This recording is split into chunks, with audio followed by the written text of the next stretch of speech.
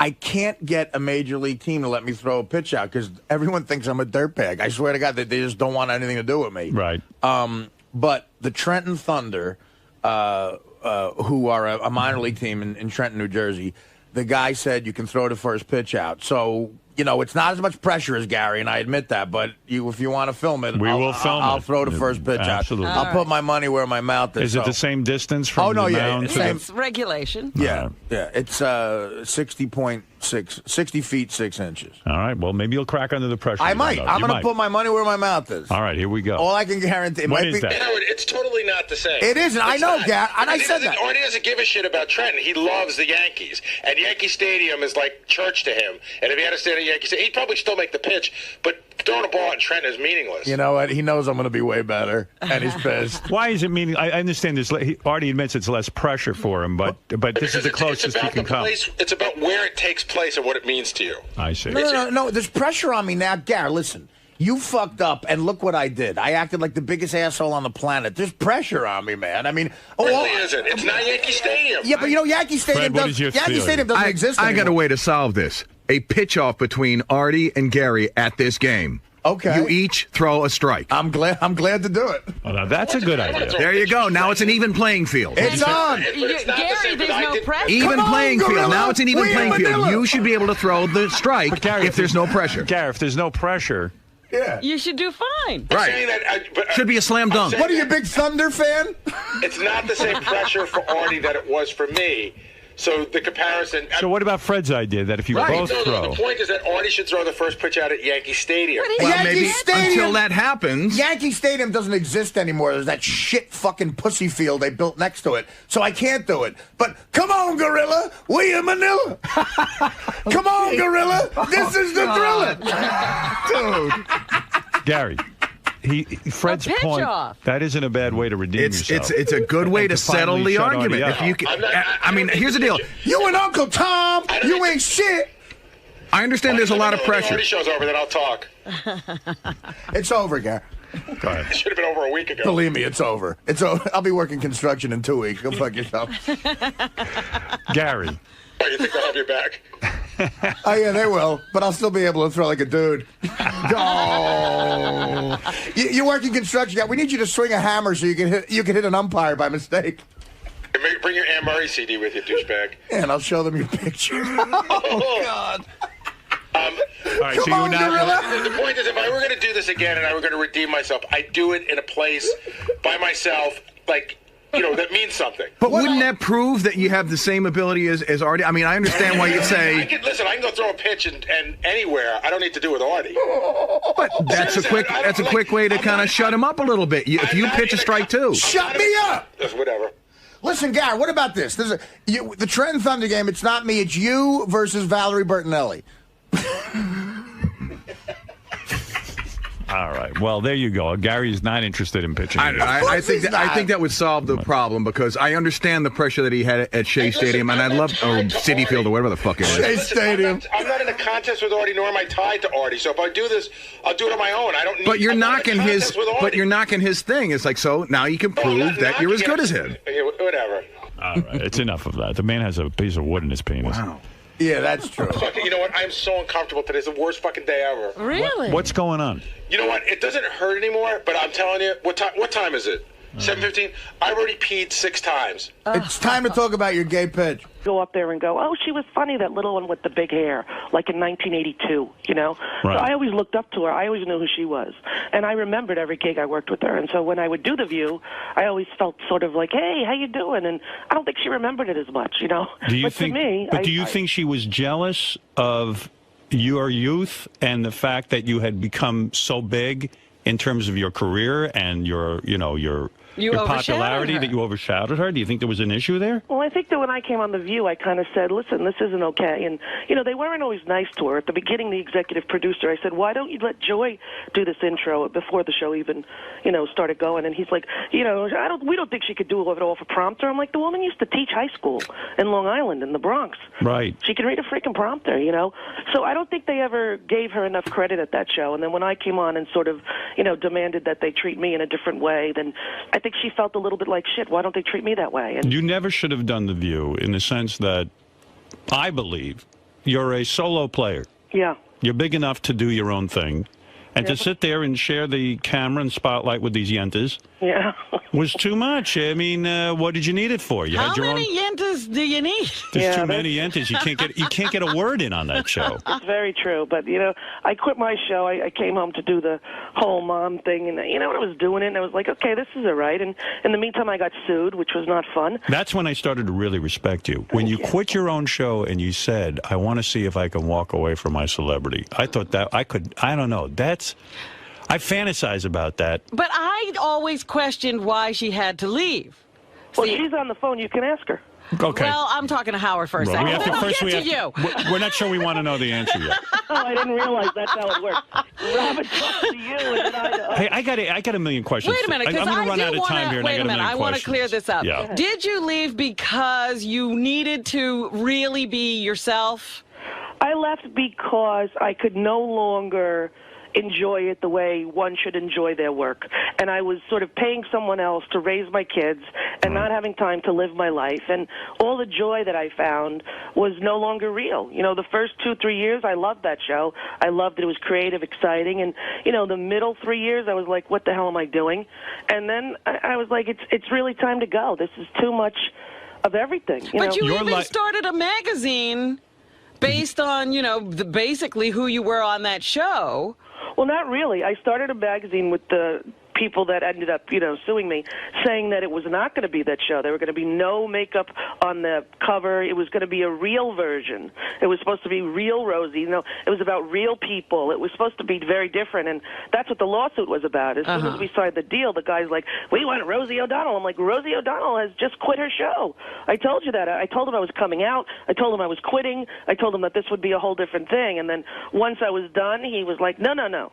And if you don't like it, I'll sue you. I'm like, well, if you sue me, I'm not gonna let go of the rope. I'm not that kind of girl. I had always heard that now you're married and everything in a committed relationship, and your wife is hot. Yeah, she is. She's very hot. She's quite hot. Absolutely. Yep.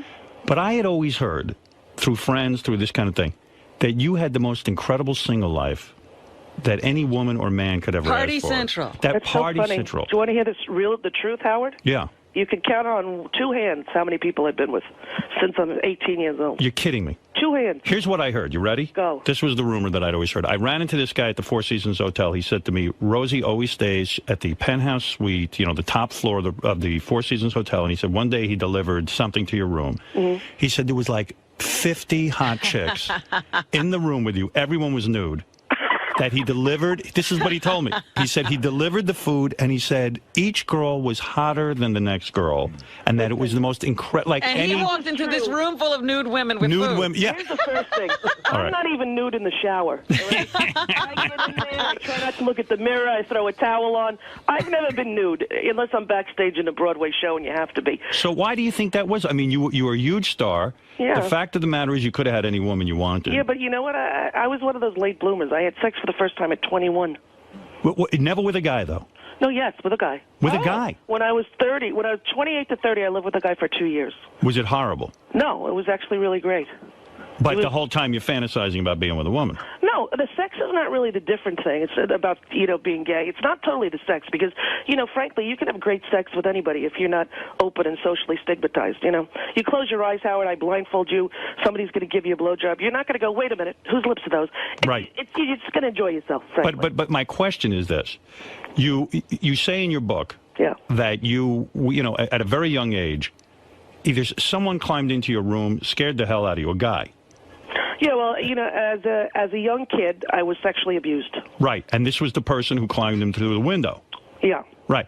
So do you think that perhaps this swayed you not that someone could make you gay or something like that, but I'm saying, do you think that men are so scary to you because of this incident? Well, I think in some ways it might play a part, but I think it's a spectrum, sexuality, from 0 to 100. Everyone falls somewhere in the middle, whether it's your genetics based on your history. But, I know many, many people who had the same exact situation that I did as a kid who didn't turn gay. There are people in people who have the same exact situation. So I don't know if that's necessarily part of the equation, but I think it plays a factor. But I will say this: when I was with a guy, I was with a woman from 20 to 28. Right. One woman. That's it. And one woman. One. And then I was with Michael from 28 to 30. How did you keep the one woman so quiet? I mean, how did you keep that out of the tabloids? Well, she wasn't that well known then. But she was known. She was a comic. She was around. She was doing stuff. But you have to remember that, when I started my TV show, I told Warner Brothers and all the networks that I was gay and that I didn't imagine coming out because it didn't seem like such a big issue to me. But I wanted them to know, and they were like, no, it's fine. And when I went on the air, there was no Perez Hilton. There was no 24-hour internet. There was no TMZ. Nobody asked anyone if they were gay. Right. Yeah, that's true. Ellen was not out. Will and Grace was not on. And when they talked about Will and Grace, when I was like 1997 or 8, they said there's going to be a TV show with a gay character. And I thought, well, that'll never last. So when you went on TV, when you were on your TV show and you would go, oh, I think Tom Cruise is so hot. Yeah. You really didn't think Tom Cruise was so hot, right? No, I definitely think he's hot. You did, but you didn't fantasize about him sexually. No, as I said on my show, I don't want to know him carnally. I don't want to know him biblically. I want him to mow my lawn. Don't you think he's weird now? Well, I don't know. I think he's in a definitely a place that he's never thought he would be in. He's a guy who his whole life, his first movie, he's a sex symbol superstar, and he's, 20? Right. And then I came to know him because I did another stakeout with Emilio Estefan, who's Estevez, who's like the greatest guy, and I told him, oh my God, he's been my crush since Risky Business. He introduced me to him at the opening of some movie, and he was so kind and so nice and so went out of his way to be accommodating to me. And that was the only time I ever saw him until I did my show. But now I think he's losing his looks. His looks? Yes. No. Tom Cruise definitely is losing his looks. No, he's not losing his looks. Not yet. Yes, he is. He looks odd next to Katie Holmes. She's too tall for him. She is too tall. And she's a lot younger than him. Come on. I'm 46 now. We're getting up there. I know. Hey, by the way, Beth, who I'm engaged to. I know. Speaking of younger women. She's enjoyable. Were you attracted to her at all? I know you're in a relationship. I understand that. No, she's very beautiful, I think. Is she your type? Not really. She's too perfect. Too perfect? Yeah, she's too Barbie doll perfect. She's the kind of girl, again, like you with the black T-shirt. Right. She was like the perfect cheerleader. But you wouldn't want to seduce her and make love to her? No, which is funny. But there are other people like that I have fantasies of, Angelina Jolie is your fantasy. Exactly. That one I can go, oh, my God, look at her. Is she perfect aesthetically, or you see her as a dark person? Exactly. It's a combination. She's got a little darkness. She's got a little kind of quirky, weird sexuality going on, and it's not kind of the wrapped, perfect package like Beth, who I find very enjoyable, and I can see why you would like her. Beth is going to be so crushed. She's a huge. Rosie was hot for her? Well, here's the thing. She said, ask Rosie if she was hot for me, but don't admit that on the air. Make it like it's your question. Well, let me tell you this. Go ahead. Found, of all the people that I sat next to on the show for an entire year, she was the most doable. Yes, thank you. All right, well, that's good. I don't know why it's important to Beth. I think, first of all, she's a huge Rosie fan. She really digs where Rosie's coming. Like, she's on her blog every day reading about Rosie and what Rosie does. And the blog is very good. You really actually, where you would thrive and what you would like to be doing, I would think, is a radio show on Sirius. Well, you know what, Howard? I have never listened to the radio. I started listening to you when you sent me the radio. Right. Because I'm not a kid who grew up listening to the radio. I mean, I did 99X on Long Island when I was, in high school. But that was it. And then I was a CD person. I started the first track. I go all the way through. And so I never really listened to it. And now I've been starting to listen to it going, this is the gig. You don't have to leave your house. You don't have hair and makeup. You could do this out of your house on an ISDN line and no one would know the difference. All right. So I'll take the hour after you. How's I'm going to give you an hour. We're going to give you a tryout. If you do well, you might get more. You're getting an audition. That's I'll right. audition, man. I'm not a buzzer. Why have you never confronted your molester? I would imagine someone like you would do that. I did. Oh, you did? Yep. And what happened? It was resolved. How was it resolved? At some point, you get old enough to realize that what life is about is forgiveness, not for the other person, but for yourself. Did he apologize? Of course. Most of them do. Did Kelly go with you? No. I went by myself because it felt like something that was, kind of intensely personal and something that I needed to do just for me. Are you sad that you haven't had sex with more women? No, because I could have. But just, for me, sex is like, when you're molested as a kid, it's not something that is casual and carefree. It's something that's very, intense. And you never get over it? Well, I think you learn to live with it. You ever been in therapy? Oh, my God, since I'm 16 and I'm still in. How many days a week? One, but, now I don't. One? Yeah. I wish I could go 1 day a week. You haven't gotten as well as Rosie, obviously. I guess not. What do you go, 3 or 4? What do you Well, it was 4, but the guy finally let me drop it down to 3. He says I need 4. And that was under protest. I mean, what is it? What I'm that screwed up? No, listen, there was a time, especially on my show during Columbine in '99, where I went every day. Really? I couldn't really, I couldn't keep it together for the 1 hour that I had to talk. So that's when I actually went on meds. And the shrink said, listen, you need medication. I'm like, I'm not doing medication. I'm Irish. You people just you get their shit together. I got a good life. I'm not fucking taking. And she's like, you have to take it. You still friends with Madonna? Yeah. Who are your close friends now? In real life or who are famous? In real life. No, famous. Famous? Madonna? Yes. And you can sit there and have a conversation with her and feel good about it? Yes, but we don't. Yes, we have That's real amazing. life conversations. I can't do that with famous people. At all. Not at all. Not one. You Not don't one. do that with anybody famous? I'm thinking of calling Letterman and getting together with him again, trying that Right, again. yeah, you're going Well, now to why reach would you out? pick him? He's like the most introverted, shy celebrity. Well, we used to talk on the phone, Are you kidding? and then I screwed that up. How? I would go on the air and talk about what we talked about. You see, not good. Not good. But now I've come to value friendship. Yeah. I've changed somewhat. I really have. I'm not the total asshole I used to be. I'm only half an asshole. Darn, I liked working with that asshole. Well, I mean, at some point, though, my life suffers because of that. That's true. Exactly right. And, it's not that you want to hang with the celebrities, but you find out that, those are your peers. And at some point, you look around and you go, oh, my gosh, these are my peers, and they're my friends, and they're also famous. Well, I also happen to feel I learned something from some of these people. Without a doubt. Some of them have had incredible accomplishments and actually have learned a few things. You know what I mean? Like, who? Jane Fonda, good friend. Yeah. And wonderful person to, for me to talk to and to bounce my life off of, and she's so unbelievably present and not judgmental. And You call her? Wait a minute. Were you? Wait a second. When you were a little girl, Yes. was she not a sexual fantasy of yours? Not sexy. You have to realize, I was a little girl who was molested, Howard. We don't have sexual fantasies. Sex is kind of banished from the brain. So you never masturbated as a child? Well, no, I think I did, but I didn't think of it as somebody like, Jane Fonda, somebody with me. Like, I think, when I was like, got older, like 15, I was like, oh, there's something going on down there, Right. Well, Right. wait a minute. I mean, you can't say that as a blanket statement. What do you mean? That, when a girl is sexually molested, you don't have sexual fantasies. Well, no, and here's that sort of the thing. From my particular experience, but the truth, if you read the books, what they say is usually girls who are sexually molested have one or two responses to it in their sexual life. One is they become very non-sexual, and the other is they become extremely sexual. So sometimes you'll see a kid in high school or junior high who's acting out sexually all over the place. Turns out that she was molested as a kid. The faucet was turned on, right?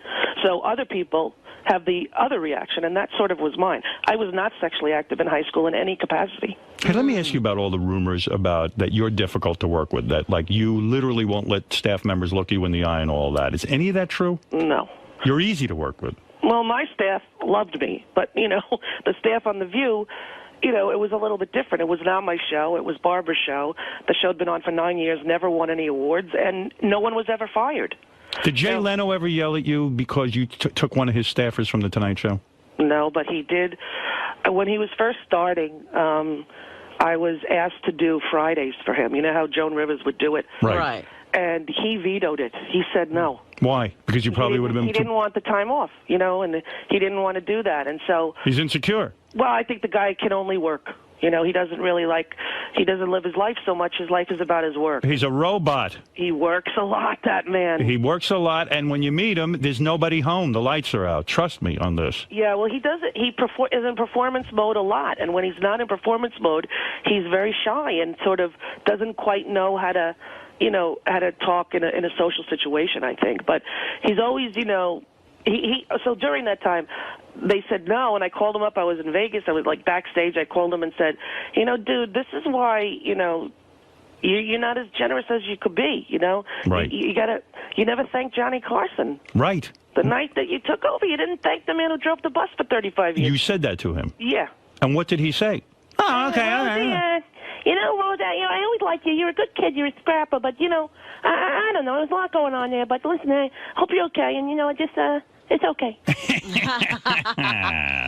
You're a scrapper. Where are you now?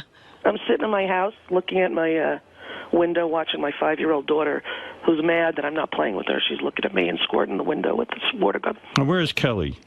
She drove Chelsea to her school camp trip. In 4th grade, you go away for 1 week, and every mom has to take like 6 girls, and she's one of the mom drivers. How is the marriage? Is it still hot sexually? Yeah, but that's because of her. What do you mean? You know, I'm very fortunate to have a very beautiful, loving, sexually not dysfunctional wife. How do you keep it hot? After how many years you been with her? 11. 11 years, you could have a lot of different women. But you keep saying that, but that's right. not my gig. But maybe I should start thinking about that, Howard. I want to know how you keep... You would never invite another woman into your relationship? No. No three-way, nothing like that? I never had one. I never did. I can't even believe this. See, For years, I believe... we lived with this lie in our heads. I lived with a lie about you. I thought you were having three-ways. I wish it was true, but no, it's not. In fact, I have never kissed anyone famous. Is Madonna a bullshit artist when she kind of plays around with lesbianism? She's not a lesbian, is she? No, she's not a lesbian. She enjoys her men. That's right. Dennis Rodman. That's about as manly as you can Can I get. tell you something? All those rumors you thought about me, all of them are true about her. That's right. I have gone to her house where people have been naked. Right. And actually, you know, one of the first New Year's Eves that we spent together after League of Their Own, she was having a party, which she usually does. I walked in, and she had no shirt on. And there were all these people there. And I hugged her, and I whispered in her ear, "You're the most famous star in the world. Put on a goddamn T-shirt."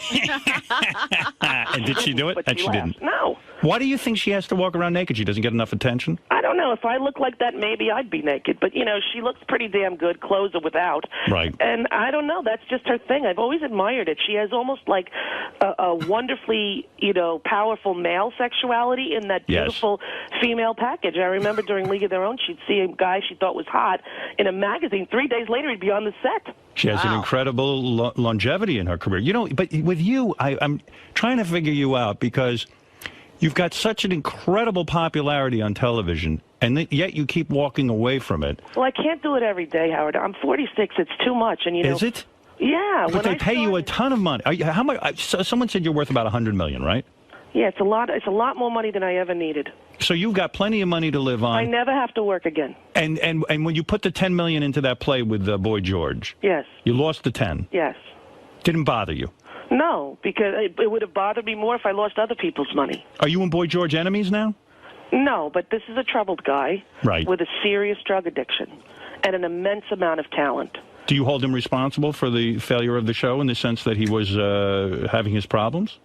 And I think it was a combination of that, of me being sued at the time, and every day I was on the cover of the Post, you know, Rosie the Antichrist.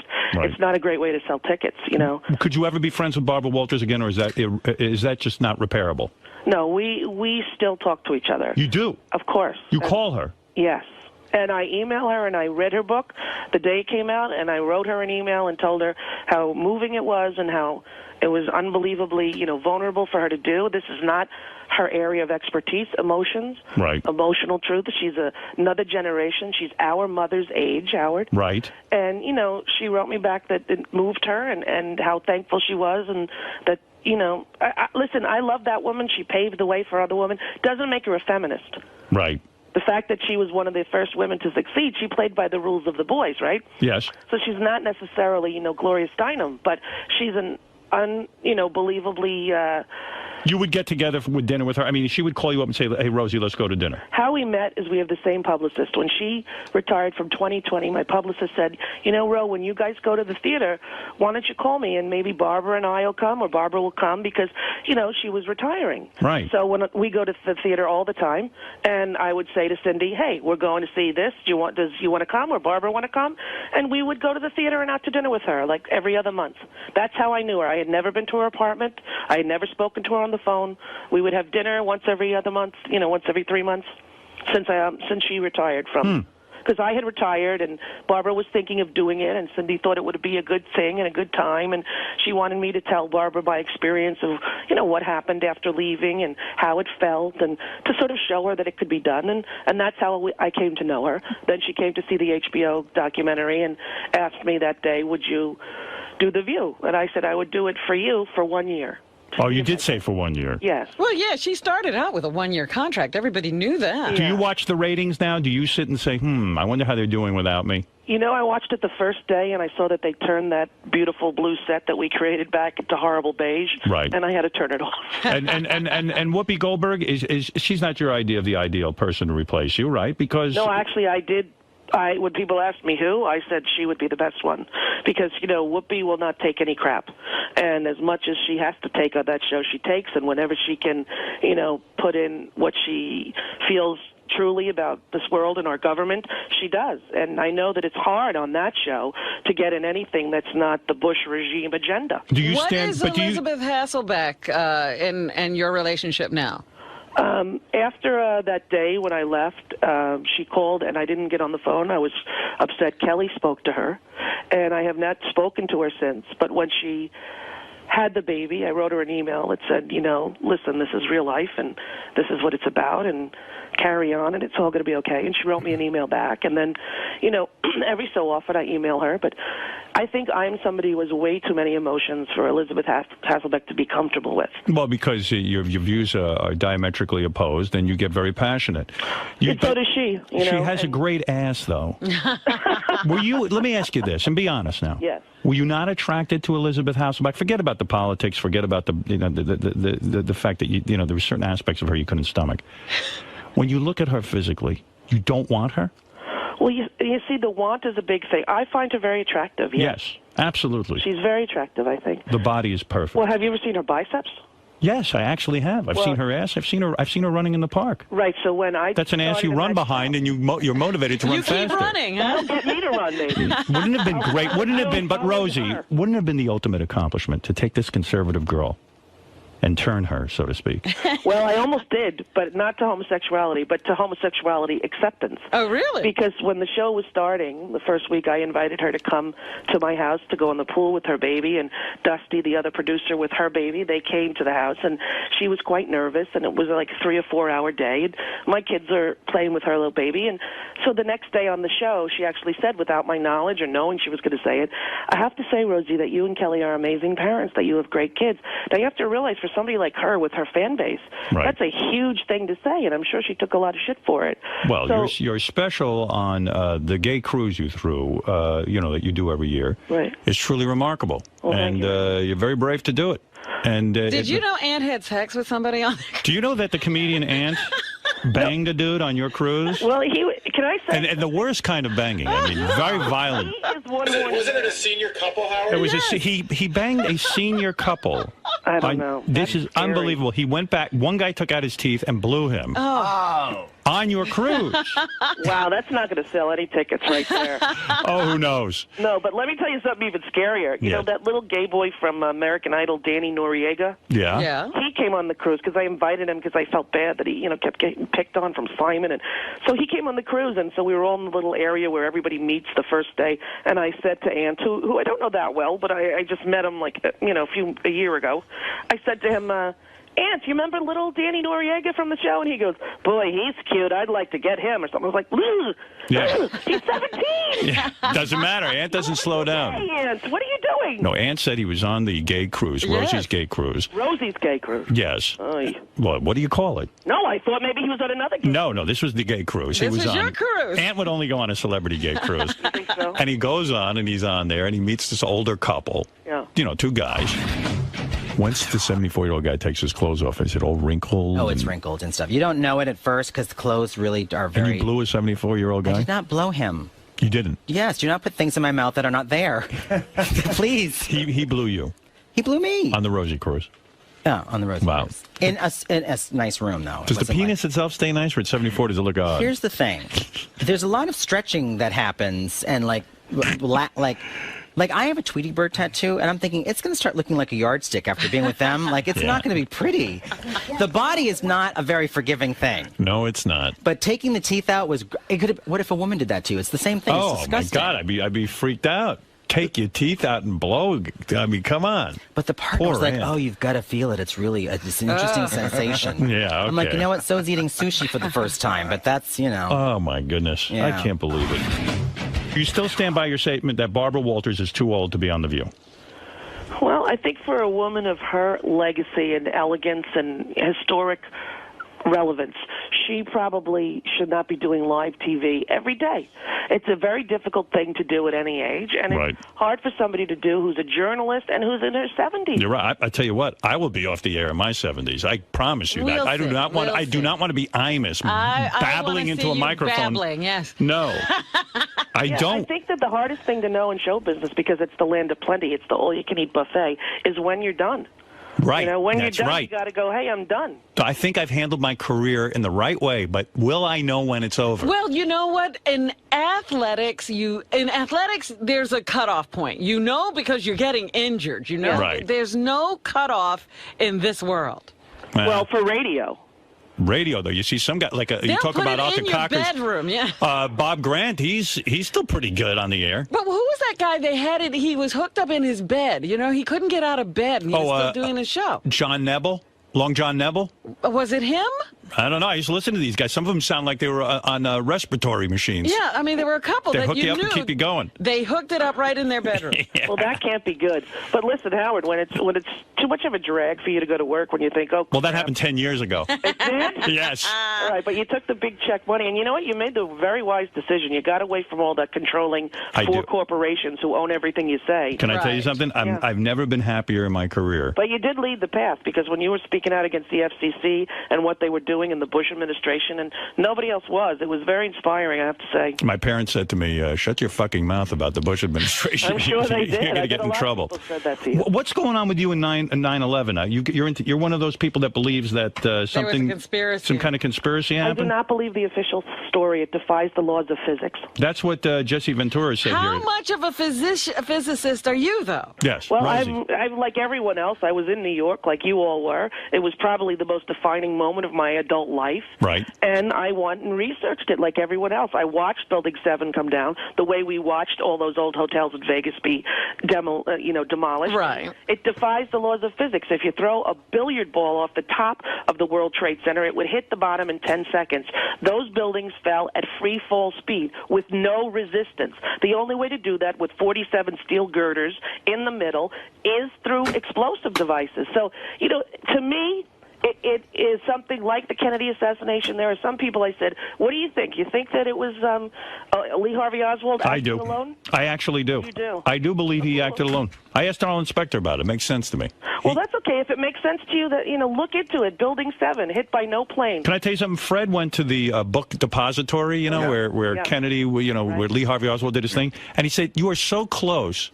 You were so close to that motorcade. You could have thrown a rock at JFK and you would have killed him. Really? So I was thinking about that whole 9/11 thing and the JFK thing. We get a lot of email about that. People saying, no, it's a conspiracy. I think when there's a catastrophic event that you have no explanation for, it just kind of takes you by surprise.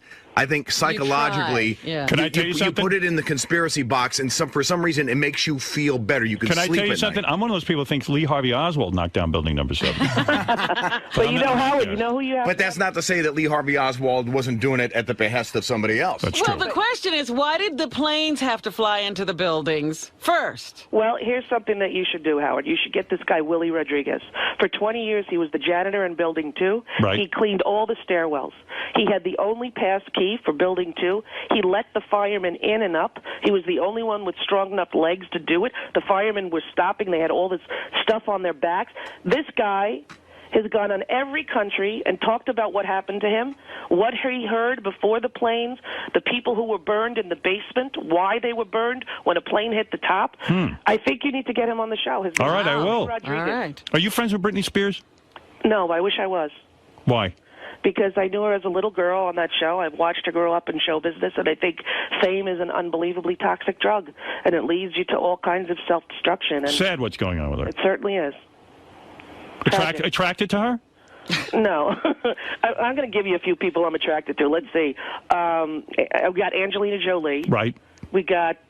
You certainly have Elizabeth Hasselbeck. A little bit, honey. I don't know if maybe with clothes on from afar. Okay, go ahead. Okay, we got... out of the 4 of you women, let's what is it? Okay, she wins. She wins. Unless your fiancé is co-host. Could you ever do it with Joy Behar? Well, let's do an F, marry, kill. All right, F, marry, kill. You know what I mean by F, marry, kill? No, what is that? All right, that's one person you have to marry, one person you have to kill, okay, and one person you have to fuck. Oh, Jesus. All right, here you go. Joy Behar, Elizabeth Hasselbeck, Barbara Walters. What do you do? I would do Barbara. You would? It would be over quickest. You would do Barbara? I'm kidding. No, I don't think I would play fuck, marry, kill with them. You would leave the game. Fuck, marry, and kill myself before Right. I'd have to play with them. You marry yourself, you fuck yourself, and then kill yourself rather than play this I don't even game. know in that order. Well, let her say she's going to give other celebrities. All right. All right, let's okay. hear. Angela Bassett. Angela Bassett? Oh, dear God. Have you ever made love to a black woman? No, but I made out with one. You did? Yeah, but you got to realize I've only been with 10 people in my life. Oh, 10? 10. Oh. She said she could count on 2 hands. Yeah. And never. And It's you made 9. out? It's really 9. The 10th is still lingering somewhere, but I think when I say 9, it's pathetic. Why When only make out with a black woman? If I'm, where'd you meet this black woman? At a gay bar? No. In L.A. when I was living in L.A. and I met her through a friend and went to a party, and then we went out on a date. And then after the date, we were at my house, and then she was like, okay, well, I'm going to go home. Because I also am not Miss Moves. I don't get the moves, you know? I know. Somebody else has to have the moves, and then I'll respond to the moves. Right. You know, I'm not Miss Mover. So she ended up kissing you? So she kissed me, and we were making out a little bit by the front door, and then she said, okay, you know, I'll call you tomorrow. And then why? Then No follow-up. No follow-up? There was no follow-through, really. I think she was concerned because she was in the closet at a job that was, I see. You know, yeah. All right, so Now, with Angela her and Bassett. Kelly, What about wait a Lindsay minute. Lohan? No, honey. Lindsay Lohan. Listen, anybody who's from Long Island, I never think of in any way except for, you know, a neighbor. I figure like Lindsay Lohan and her mother, that mother does not fool me one bit. She's like Doreen Norton from high school. Okay? She went to the Roosevelt Field Flea Market. She ate a pickle while she's walking. Right. I know Dina Lohan. She doesn't fake me out. So Lindsay Lohan, I just feel like she's like my neighbor's kid. Right. I want to say to her, Lindsay, come here. Move in here. You want to mother her rather than make love to her? Right. The same with Britney. Olsen twins, nothing. That's Same too thing. I too wanna bizarre. mother them. Jessica Simpson, you attracted to? Mother, no. Mother her. You're in the wrong But you see, ballpark. right, you Howard. got to go older. Go older. Go over 35. What about my Robin? No. Robin Quivers. Yeah. Very enjoyable. You like her, I enjoy her, yes. I like her. but not in Although- that way. No, she's sexy, especially now that she's lost the weight. What Yeah, about she Elle McPherson, something like that? Oh. No, too perfect. Oh, Yeah, come the model on. body you No, don't come like? on, wait. I'm gonna think of it. Like I wish I had prepared. Angelina Jolie, I understand. You have to be dead to not respond to that woman's sexual energy. Elizabeth Hurley. Elizabeth Hurley? Who is that? That's the that one actress. with Hugh Grant. I'm trying to come up with names. Jodie Foster. You know, not really. She's very beautiful, I think, but no. Not sexual. Penelope Cruz. Yes, There you go. totally. Finally. Selma Hayek. Okay, I'll Yes. tell you one you like Good. that you would make mad, passionate love to. Let me hear. You might even tell Kelly you have to do this. Okay, who's this? Diane Lane. Oh, yes. See? honey. Oh, now you Especially see after you that hit on movie, it. Yeah. That movie in the stairwell? Will you ever watch porn? Of course. You do. Well, not with my children, but sometimes Oh, alone understood. with my spouse. You will. What Yes, is your but favorite usually porno? Not a lot of women in it. Can I tell you why? Why? I look at them and I feel the same way I do about Lindsay and Brittany. I'm like, oh, geez, what happened to her? You feel too bad for them. What is she doing? She probably has 2 kids at home. I had a moment like that the other day Really? watching porn. I felt bad. I don't watch it because of that. I Well, could you know what, never, Robin? yeah. If you get the one with all boys, you can physically tell they're enjoying themselves. Well, I had You watch gay porno of with men. guys, yeah. That's the I'm best. just saying that if you're going to watch the porno, the male men porno stars, you can visually see that they're enjoying themselves. Right. At least it's fun. For the I'm women, telling you. I write a story for them. How about Uma Thurman? Very beautiful, but no. But I'll tell you one you would do. Go. Cindy Crawford. Nope, too perfect. Too perfect. I got a little you quirk keep in going. there. I'll tell you who you might like. Who? Sarah Jessica Parker. Adorable, yes. Yes. Adorable. She gets a lot of crap written about her looks, but I find her There's sexual. nothing wrong with her look. Well, do you know who I think the most beautiful woman I've ever seen in my entire life, ever? Charlize Theron. Barbara Streisand. Barbara Streisand. No. Oh, that's right. You have a thing for You her. watch The Way We Were. Barbara Streisand in The Way We Were. You have a weird thing with that. That's the most beautiful woman I've ever seen. When you interviewed her, Yeah. weren't you put off by the fact like she had to have the whole set No, turned Howard, around? I don't care. She can ask me for anything in the world, and I would not care. Have you ever been to her house? Yes. You mean you're now a personal friend of hers? Well, you know, again, blurry line, but, you know, there are my real friends who and then Right. there's the people that I know in the show business world. But do you pick up the phone and call her? I have, and she has called me, too. But it always is weird for me because, like, my kid will put it on hold and go, Mommy, it's Bob Esiason. And I'm like, oh, dear God. I have to, like, breathe. Prepare for it, yes. And then go, hi. But, I do love her, and I have to say that she matches up to the dream that I had of her as a kid. And not very many people have done that. Well, I have to say, though, getting back to the gay But you would make love to Barbra Streisand? No. It's a mother thing. But as far as aesthetic beauty, her and the way we were, I mean, her and Funny Girl, I don't think that set my aesthetic for what was the most beautiful ever. Have you ever pleasured yourself thinking about a celebrity? Let me think about that. Yeah. Who was it? Matthew McConaughey. Really? No, come on. Yes. Matthew McConaughey. Listen, nobody's done that. No. A few people have, trust me. Maybe all lesbians. I'm shocked by that. Okay, no, but here we go. Matthew came on the show, and he did this thing about beer in the butt chicken. He was showing me how to make it. And I make that, a beer can chicken. Yeah. Okay, I'm sure he was a little stoned because he had that sort of slow, sexy thing going on. Yeah. And he's like, you just take that beer and you put in a chicken and you let it bubble on over. And I was like, oh my God, he made my knees weak. Really? Yeah. I'm shocked by this. Matthew McConaughey. You couldn't have given a more shocking answer. That's really true. Who would you think I was going to go for? Well, I mean, a woman. Expect no. a woman, Listen, yeah. the sexual pleasuring, I go everywhere. But you never pleasured yourself to a female celebrity. I'm sure Angelina Jolie has floated across right before I jumped over. Well, how often are you doing this? Well, whatever I do, it's not like a daily occurrence. I'm going to tell you something. I'm going to tell you something about yourself, Rosie. What? You might not be gay. We're beginning to suspect. I mean, what is that? But let me ask you this. Okay, I'll ask you a question. Go. Will you totally shave yourself if a woman partner says to you, that's what I want? Never. You would never do it? Are you kidding? The ingrown hairs? I had a bikini wax for Exit to Eden. Right. Because I was in the S&M garb. Right. I remember, yes. Oh, dear God. It was like torture. It's like what they do to people in Guantanamo. It was horrible. But you wouldn't groom down there? No way. I mean, wow. Trim. Every girl needs a trim. You don't want to be like, But Kelly doesn't say to you, listen, Rosie, I love you. You're my wife.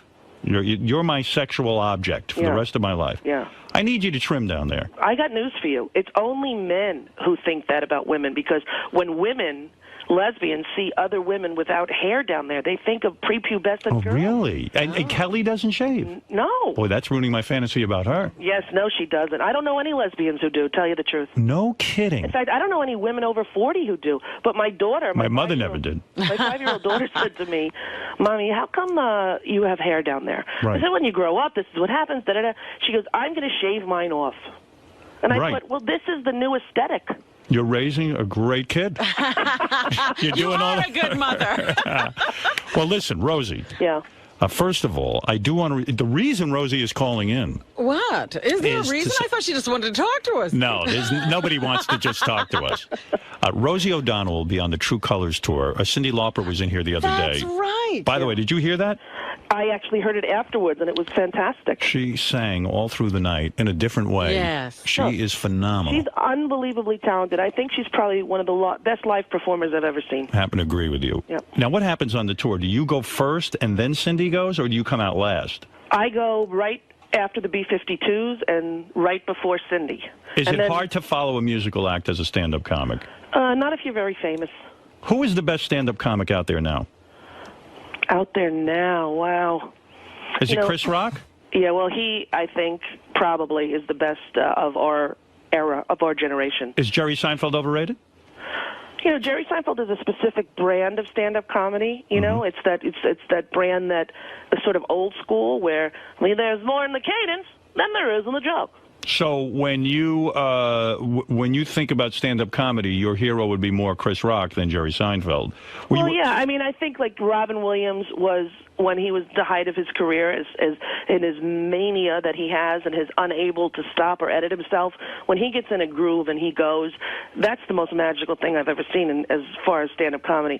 Chris Rock, I think his social satire, his political poignancy, that guy is the best of the best. Don't you think you became a better performer once you came out of the closet? Yes. I agree. Yes, but at the time when I was on my show, it wasn't even a concept. Never mind, there wasn't even a concept that you could do that. There was no famous person who was not a rock star that was out. Is Paris Hilton pathetic? I never met her, but it's a tragic story to me. Right.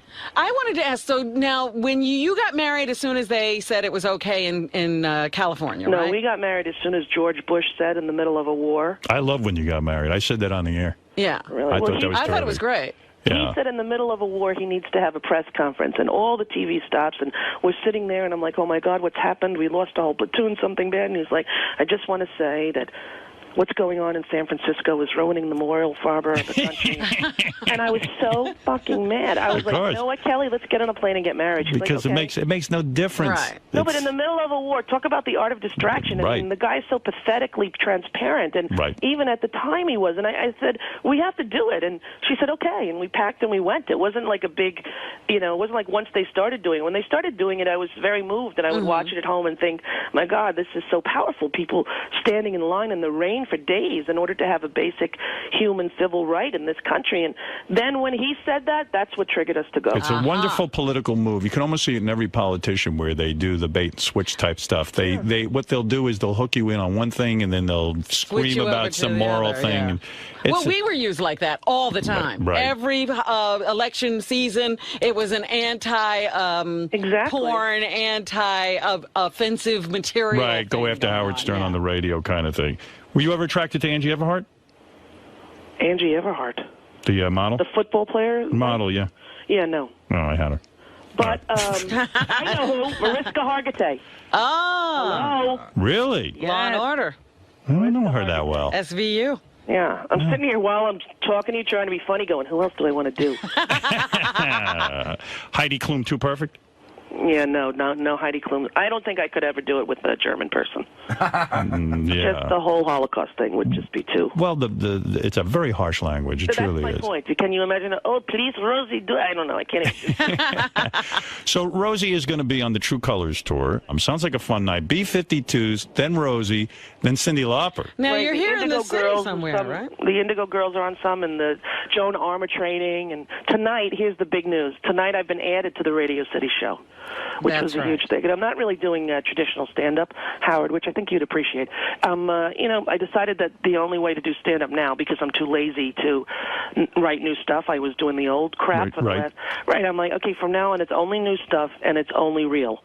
So, it's very different than the other stuff. And are you saying it's not pre-scripted, that you go up there and you talk off the top of your head? No, it's totally scripted, but the point is that it's not old material. A lot of times when they say, well, you come do stand-up, in order to do stand-up, you have to go every night to the clubs and hone your craft. You can't just stand up there and try it because you were good at it 10 years ago. Yes. And that's what I had been doing, going, oh, shit, what was that joke? Okay, and they weren't even relevant anymore. So for this tour, I sat down with the writer, Dick Scanlon, who's a Broadway guy, and we sat down and we chunked out a whole new set. And it's not, funny. It's hopefully poignant and a little bit sad, truthfully. Oh, excellent. I like that. Now, how long is this show you guys are doing? It's very long. It's like 5 hours. Oh, my God. 5 hours? Listen, I got to live my life. Yeah, I know.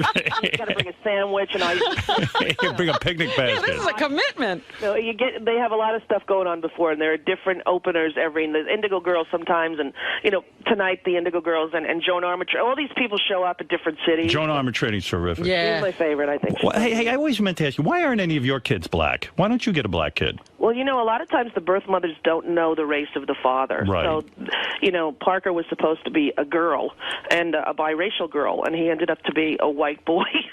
Why not adopt a couple of black kids? Well, again, when you pick a birth mother and a birth mother picks you, sometimes, and as was the case in my situation, you don't know the race of the baby. Understood. Okay. But you did foster some of your kids, right? I had 2 foster kids, yes, who were Hispanic, dark-skinned foster kids, and we weren't allowed to keep them, which is the reason that I did actually come out, was to try to hopefully make that law change. Yeah, I'm really behind you on that. Yeah. That's just but unbelievable. Actually, my friend got to adopt. My friend, a heterosexual married couple with 1 child. They live in the next town. They got to adopt her, and so we get to see her frequently. Great. Yeah, no, I mean, imagine loving families can't adopt kids. It drives me insane. All right, look, Rosie. Yeah. You are a great interview. Thank you. Let me know when my audition is, Howard, because I'm going to hone up on who I want to do. Well, I'll tell you what. Anytime, I'm going to call you. All right. And I'm going to put you on at 7 o'clock at night. All right, good. And you'll have whatever you want to do. I'll put an ISDN. We'll give you an hour. All right. You go on. You do your thing. And we'll see how you work out. Howard, I'm in. You let me know. All right, real good, Rosie. I'm looking at some of the comments from fans who are calling in. It says, Rosie has great taste in women. Would Rosie have sex with Star Jones? I don't think so. This one, Jeff the Drunk says, Rosie was a great interview. Oh, that's nice. Drunk people enjoy me. All right, Rosie, thanks for calling in. See you later. Goodbye, Robin. Bye-bye. Hey, do you mind if I lie to Beth about you don't want to do her? No, tell her I totally want to do her. In fact, I'm going right now to think about her and do myself. Thank you. Bye. All right, goodbye. That is Rosie O'Donnell, who does have great taste in women, except for her feelings about Beth. Well, you know, she put her on a pedestal. She's too perfect. Well, okay, I'll take that. That's a nice way of saying it. Robin. Yes? Is Rosie one of those guests that you thought would never, ever, ever possibly do? Right, yeah, that was one of those moments where you think, well, wow, we're talking to Rosie. Never thought she'd do this show. How was Howard able to reconcile with people that he lashed out at so harshly over the years? Well, I think he gained a new respect for her because of some things she's done in her career. And how do you think she held up during the interview? I think she was great. I thought she handled everything really well. She was open and honest, and that's always the best kind of interview to have. So possibly a new friend of the show, a new friendship was formed. Well, I think we got her when we sent her a Sirius Radio. She actually became a listener. Now we got to get her in the studio. That's it. Next move. All right. So, Gary, Rosie O'Donnell, is that one of those guests, you know, as you've been booking, you know, people for Howard over the years that you never thought you'd get, that you never thought Howard could get along with an interview? I think there was a period of time where I thought she'd never do the show, where Howard, you know, was ripping her pretty good and she was ripping us right back. But I sort of knew, you know, Howard had run into her, she had softened up, and then I sent her a radio, and she talked about it on her blog, that she was going to start listening, and so I felt that, you know, everything was sort of thawed out, so it wasn't as big a surprise, but, you know, 10 years ago would have been, I would have thought it was impossible. But recently you're saying there's been some little things that have broken the ice? Yeah, where I knew she was definitely a fan, not a fan of ours, but willing to listen to us and sort of dig in what was Howard, you know, things Howard was saying. Now, were you surprised at all that she was so candid and so open about her sexuality? No, that I've never, I mean, you've seen her, anywhere she's been, she's always been like that, and, you know, when you give it a forum like this where you can pretty much say whatever the hell you want. And the thing I loved about her was that it was she dove right into the men's locker room like anybody else. Right. Now, what's the next step for Rosie and Howard? I think we'd like to offer her a show. Maybe she'll do a show. Maybe we'll give her a Friday morning show to fill in for us, and we'll see what goes from there. And maybe get her in here for face-to-face. Well, I'm never going to get her in here live. Cool. That's my next move. All right, cool. Thanks, Gary. Are you here now? Oh, he's here? Yeah.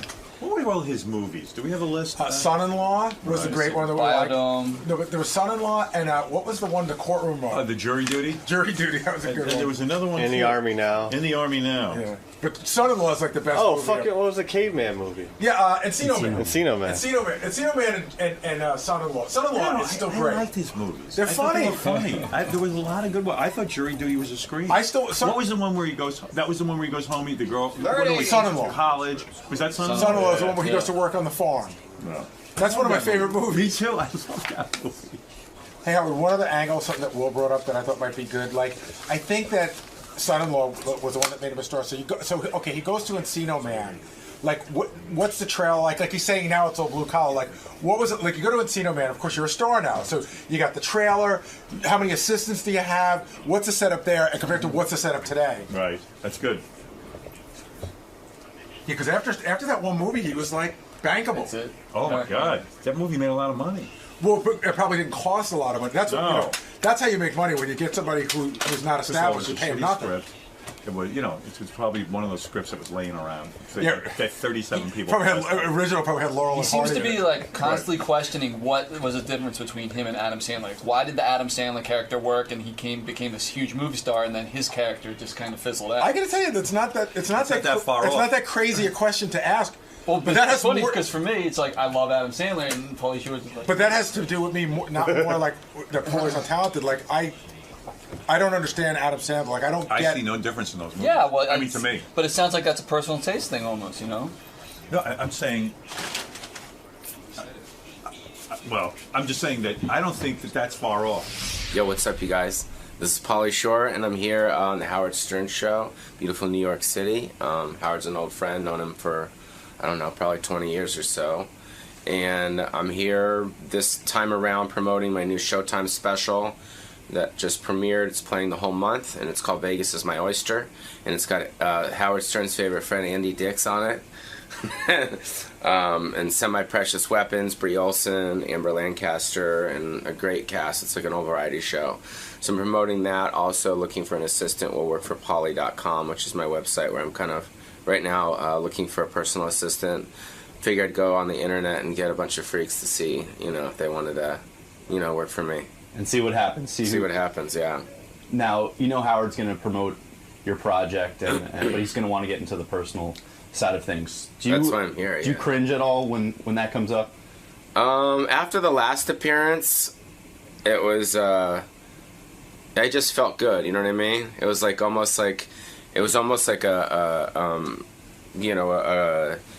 the word? Like I don't know. Cleansing. Yeah, it was like I was on stage doing stand-up in like a small bar, you know what I mean? And I was able to kind of get out a lot of stuff that had been kind of built up, for all the years for me and my family and stuff. So, but this time around, it's a different story. Things are a lot better, so. I think Andy Dick's going to take most of the heat this time. Great. Good luck today, Paul. All right, guys. Thanks. Bye. Pauly Shore is here stopping by to say hi. Pauly just put out a project called Vegas is My Oyster. It's it's going to be on Showtime all month long. Pauly, always interesting guy, hanging out here and there. He's Mr. Hollywood, if you ask me. He knows what's going on. Hey, Pauly. Hello. Yeah. Hi. I was reading in the notes, Pauly. Hey, how you doing? What's up? Good to see you. Nice to see you. Yeah. Hey, Pauly, what was this about? You were trying to get booked on the Chelsea Handler show. She wants nothing to do with you, and it was bothering you. Well, yeah, it was. Well, first of all, I knew I was coming to New York to hang out with you. Right. To be on the show. So, the thing that I know about... What, are you out of breath? Yeah, what's going on? I'm just trying to say this in a proper way. Don't even be proper. Well, no, but I'm trying to keep it real, So okay. I'm trying to. I knew I was coming here, and I said to myself, maybe Howard can help me figure this out. Go ahead. Because you come from a place of truth. I mean, you always kind of fucking just go right to it. Okay. So the backstory is basically about 5 years ago when I was promoting a sketch comedy film called Natural Born Comics. My publicist from Rogers & Cowan called over to her and just said, hey, we'd really like to do the show. Pauly's a huge fan of yours. Right. Which I am. I think she's awesome. I think her show's cool. I think she's cool. I noticed there's a lot of Comedy Store comedians on there, so I felt it would be kind of an incestual, fun kind of, hey, you got the Comedy Store comics, blah, blah, blah. And she passed. Okay. And I was cool with that. I was like, okay, no problem, blah, blah, blah. She's not feeling the Pauly thing. Yeah, she wasn't feeling with it. So then I said, well, cool, let's just find out why so I know, maybe... Maybe I can improve. Yeah, maybe I can... maybe I can, change some of the wheezes up or something. Right. Don't say grindages fast. In other words, were you willing to take criticism? You were willing to, in other words, hey, look, Pauly doesn't fit our show because... Right. Okay. So then I know... it's almost like you're dating a girl, and after a while, what's the reason? Okay, cool. I just want to know. Yeah, I have a crooked penis. Okay, I don't want to be. I don't want to be fucking part of your life. I'm like, it's all good. So she didn't give a fucking reason. There was no reason at all. And then this time, and then even Adopted, when I came out, she didn't give a reason. She didn't respond. She was like, there was dead silence. It was like white noise. Well, maybe she felt funny saying, gee, I don't think Pauly's funny, or I don't think Pauly is relevant, or whatever. What could the answer be? Yeah. I mean, let's face it, the answer is either she just doesn't think you're funny, or she thinks it's over, or some kind of thing like that. Well, then that's okay. Right. But then have her say it. True. You need an explanation. Yeah. Well, maybe she didn't feel comfortable about it. I could get that. You know what I mean? What is it, Gary? Because you get involved in a lot of this. Yeah, because this happens a lot with me. So a lot of times people want to get a hold of Howard directly, but Howard doesn't want to deal with the booking of the show. So the odds are that Chelsea may not want to have you on, but she may not want to tell you that because you never want to shut the door on anybody because she may not want you on the show now, but in the future, there might be a reason to have you on. Yeah, but this is 3 years in a row.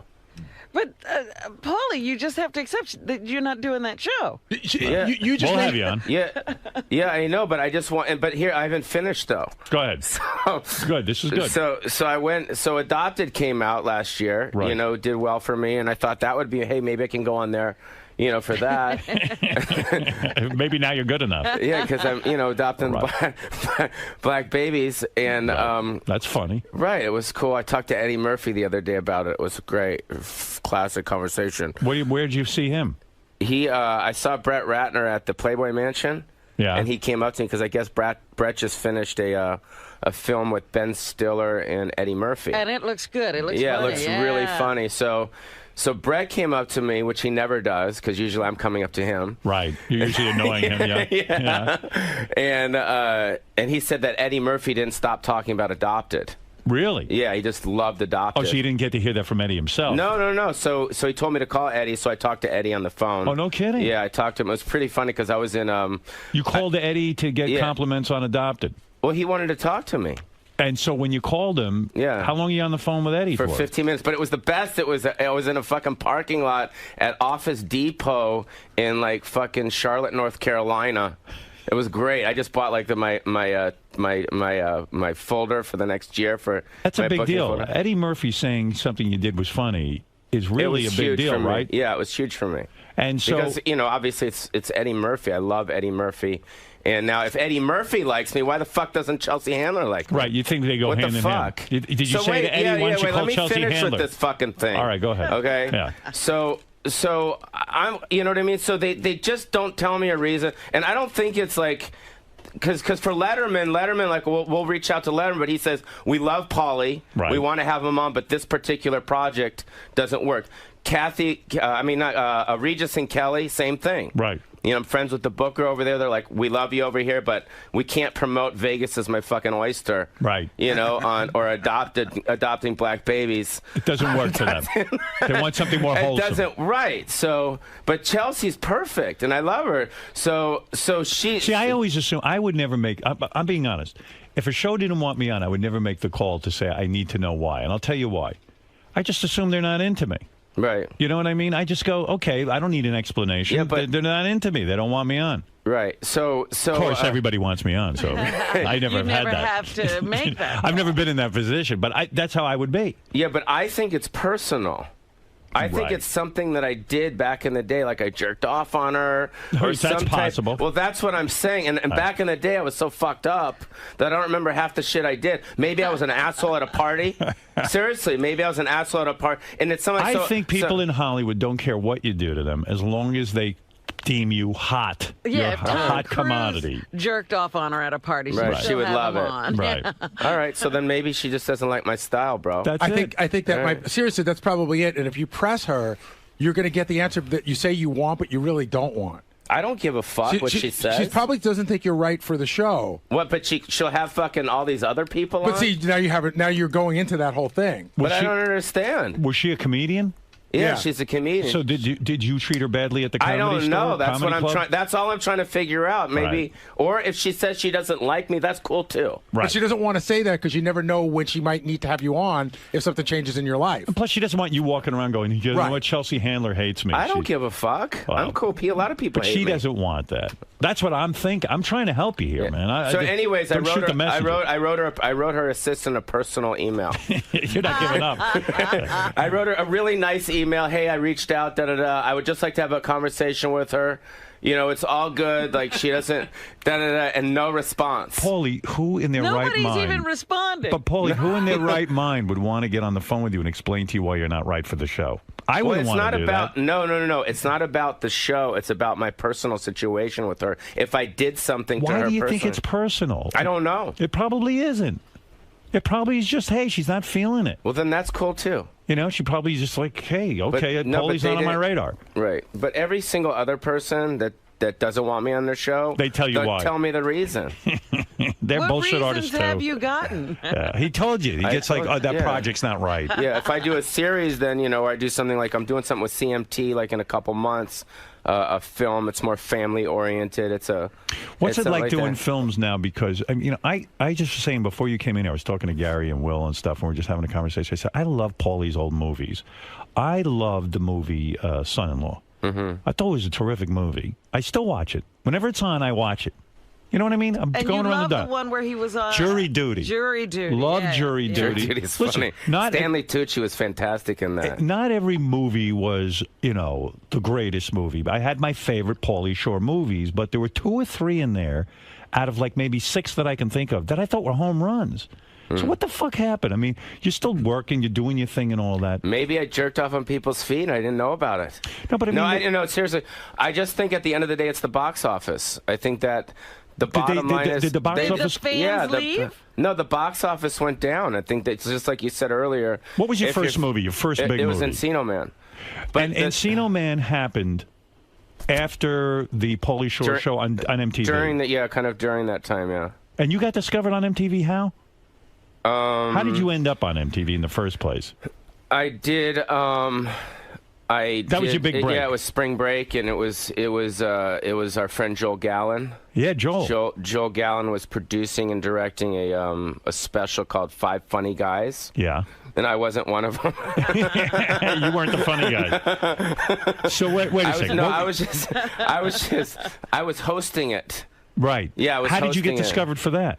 Did you try out? No, I'll tell you about it. There was a lady named Drew Wilson. At MTV. Who was the head of talent at MTV. And my manager at the time, a guy named Terry Danizer, brought Drew into the Comedy Store, and she saw me perform. You were doing a stand-up. Yeah, and she saw me perform, and she said he's really funny. And then they had brought me down to Spring Break MTV. It was back in the late 80s, early 90s, and it didn't go so hot. So then I kind of went back to the drawing board and developed, and that's kind of how it started. It didn't go well on MTV. At all. It bombed. Bombed bad. Doug Herzog was there, and it was just like, because it was live. If you remember back in the day, MTV Spring Break was live. Right. So it was a huge, huge thing, and I was nervous, and Corey Feldman was there. I remember even like me and me and Christian Slater. Right. Right. We're not getting any pussy, and Corey Feldman was getting all the pussy. Boy, how do things change? I agree with it. Me and Christian Slater, I swear to God, we're sitting in our fucking hotel room at the Marriott going, this fucking cocksucker with the fucking Michael Jackson face and a glove is getting all the pussy, and we're not getting shit. Yeah. There was a time you did. I mean, you're a legendary cocksman. I mean, you've gotten lots of pussy. And when you were doing movies, was the pussy different? Like, were you getting into like... It seems more now.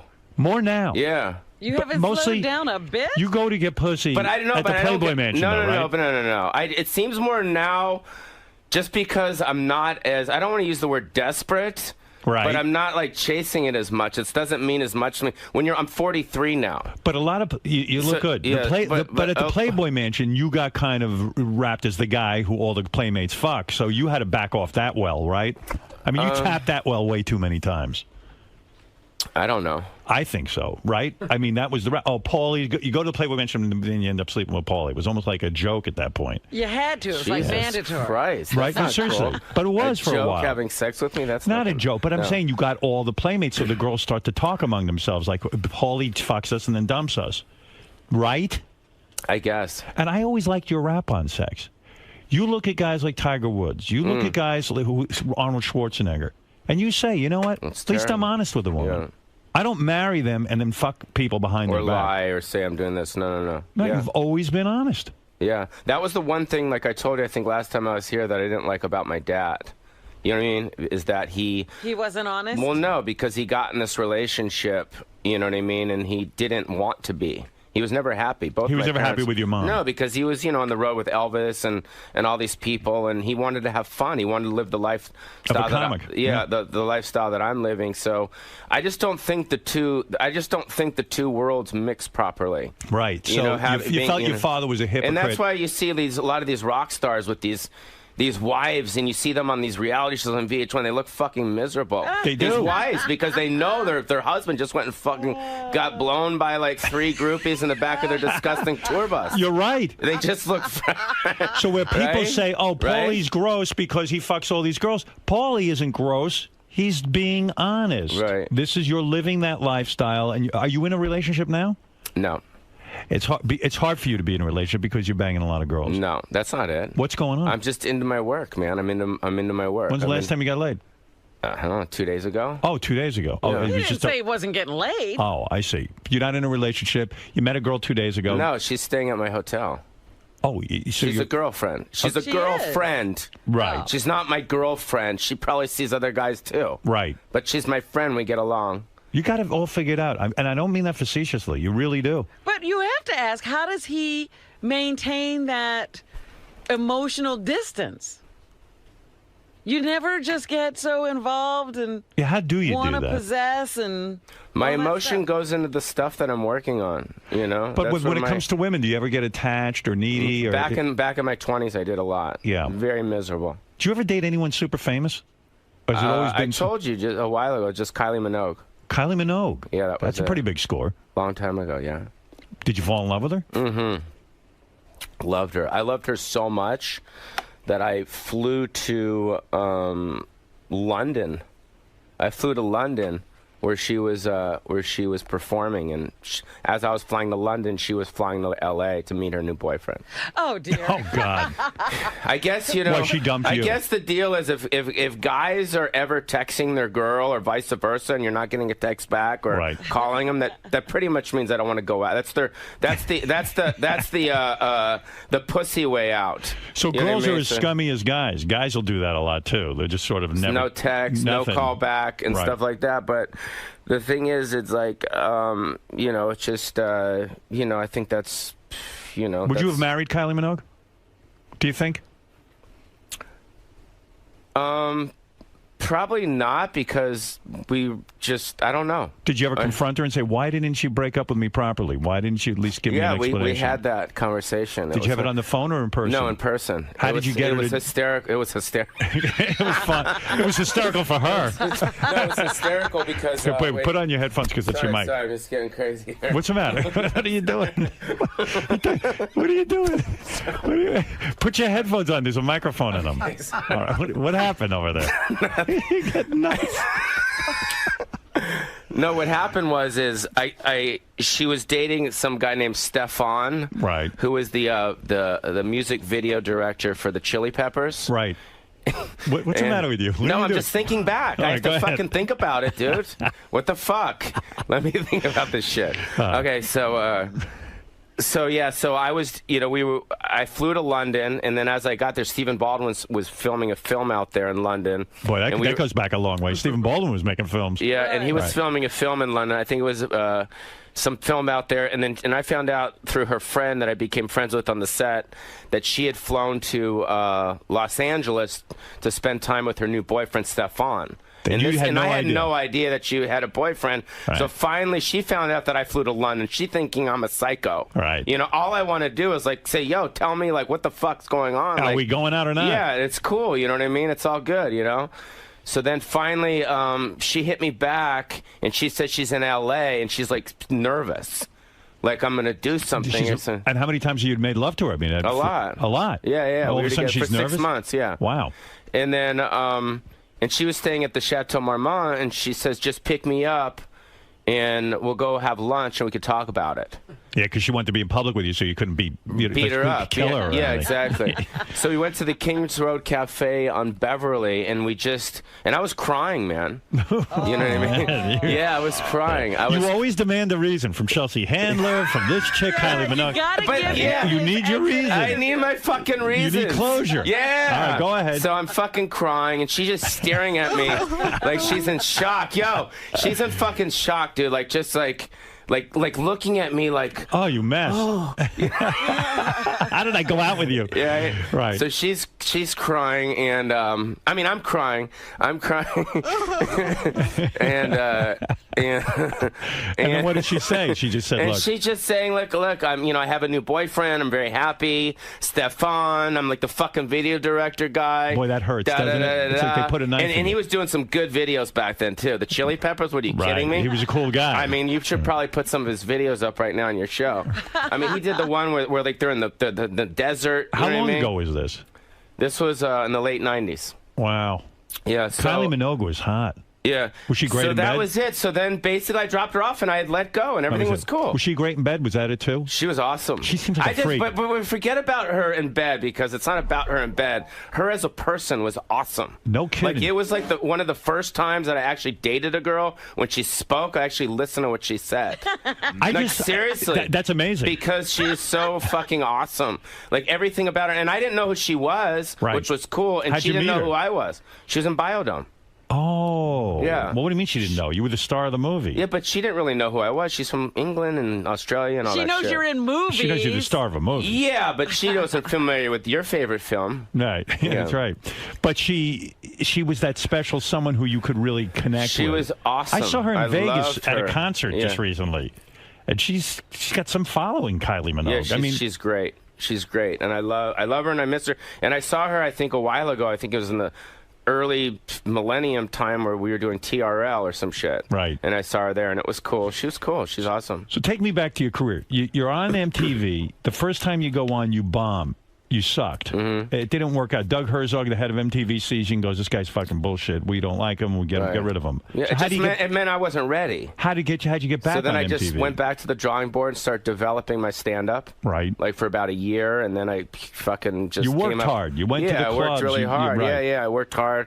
Came up with some great, I had a thing where, hey, you better get into me. I'm the future of America. What's going to be in 10 years Spanish? You take your driving test in Spanish, English, or dude. Right. Instead of you developed true, a whole false, character. totally not even.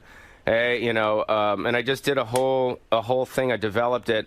And then a manager, a guy named Rick Messina, who I think is the manager of Tim Allen and Drew Carey was doing a show at the Laugh Factory called Comic Strip Live. Yeah. And John Mulrooney, remember John Mulrooney? Yes. Yeah, he was John Mulrooney was the host. And then I went on Comic Strip Live. It was on Fox. Right. And I fucking killed. So Just they saw killed. that at yeah, MTV. and we took that tape and we sent that to MTV. They said he's ready now. So then I went back, and then the first thing that I ever did on MTV, remember Randy the Redwoods? Yes. Yeah. I did a thing similar to that, which was called, it was like these little vignettes. I remember. Yeah, and they were called, it said totally MTV at the end. And it was basically me with a gangster, me with the football players, me with the real estate agent. And it caught on. Yeah, and it caught on. It was these little, 30-second vignettes, and it was so fucking funny, dude, because I remember I was doing... I was performing down in Tampa, Florida, with Jonathan Katz. Remember Jonathan Katz? Yeah. Remember him? Yeah. What is this, a test? No. I'm just. I remember all these guys. I mean, come on, man. Right. So I'm down in Tampa and I'm performing down there, and then I don't all even of a sudden remember Jonathan Katz. I just don't want to slow you down. Yeah. So you're performing down there. So I'm performing down there, and all of a sudden I'm sharing a condo with him, with Jonathan Katz. Right. And all of a sudden my videos come on MTV, and I fucking went crazy. I was like, holy shit, this is awesome. Now it's happening. It's all MTV happening. was big. Yeah, and then Jonathan Katz left the condo. He's like, I got to get a new condo, because he didn't know who I was. Right. So how do you get into the movies then? Someone approaches you and says, hey, your characters are really taking off on MTV? It was Peter Paterno. And what was the first movie? It was Encino Man. Peter Paterno brought in my Totally Poly tapes to Jeffrey Katzenberg at Disney. I see. Yeah. And then Jeffrey Katzenberg had Encino Man, and then we rewrote Encino Man. Who was the guy? Fraser. Brendan Fraser was the prehistoric dude, right? Yeah. You go on the set there. Is that when things get out of control, when that movie hits? And then that movie made, how much money did that movie make at the time? Do you remember? I don't know, probably like 60, 70 million. 60, 70 million, and that wasn't an expensive movie to make. No. So all of a sudden, now you're a fucking Hollywood commodity. I got, on my deal, I got, I mean, I don't want to say I got fucked, but I mean, once Jim Carrey started getting $20 million a movie, I was like, how the fuck am I making da-da-da-da, which wasn't, What were you making? Not a lot compared to What'd you get for Encino Man? Not a lot. It was like a 3-picture deal. I signed a 3-picture deal with Disney, and it was Encino Man, and it was just like they bumped up a certain, Did you make $300,000? Yeah, well, more than that. $500,000? Probably around that. And you figured the movie made $70 million. Yeah. Probably more. That was just, And there was no back end or But I got anything, $70 million worth of vagina off it. You did, huh? So, did all hell break loose? No, it was just, it was, I don't know, it was a good time, you know what I mean? It was. And all of a sudden, it's like, hey, I'm a Hollywood player. Did everyone start sucking your balls? I was young. I was like 24, 25, you know what I mean? So. What was the second film?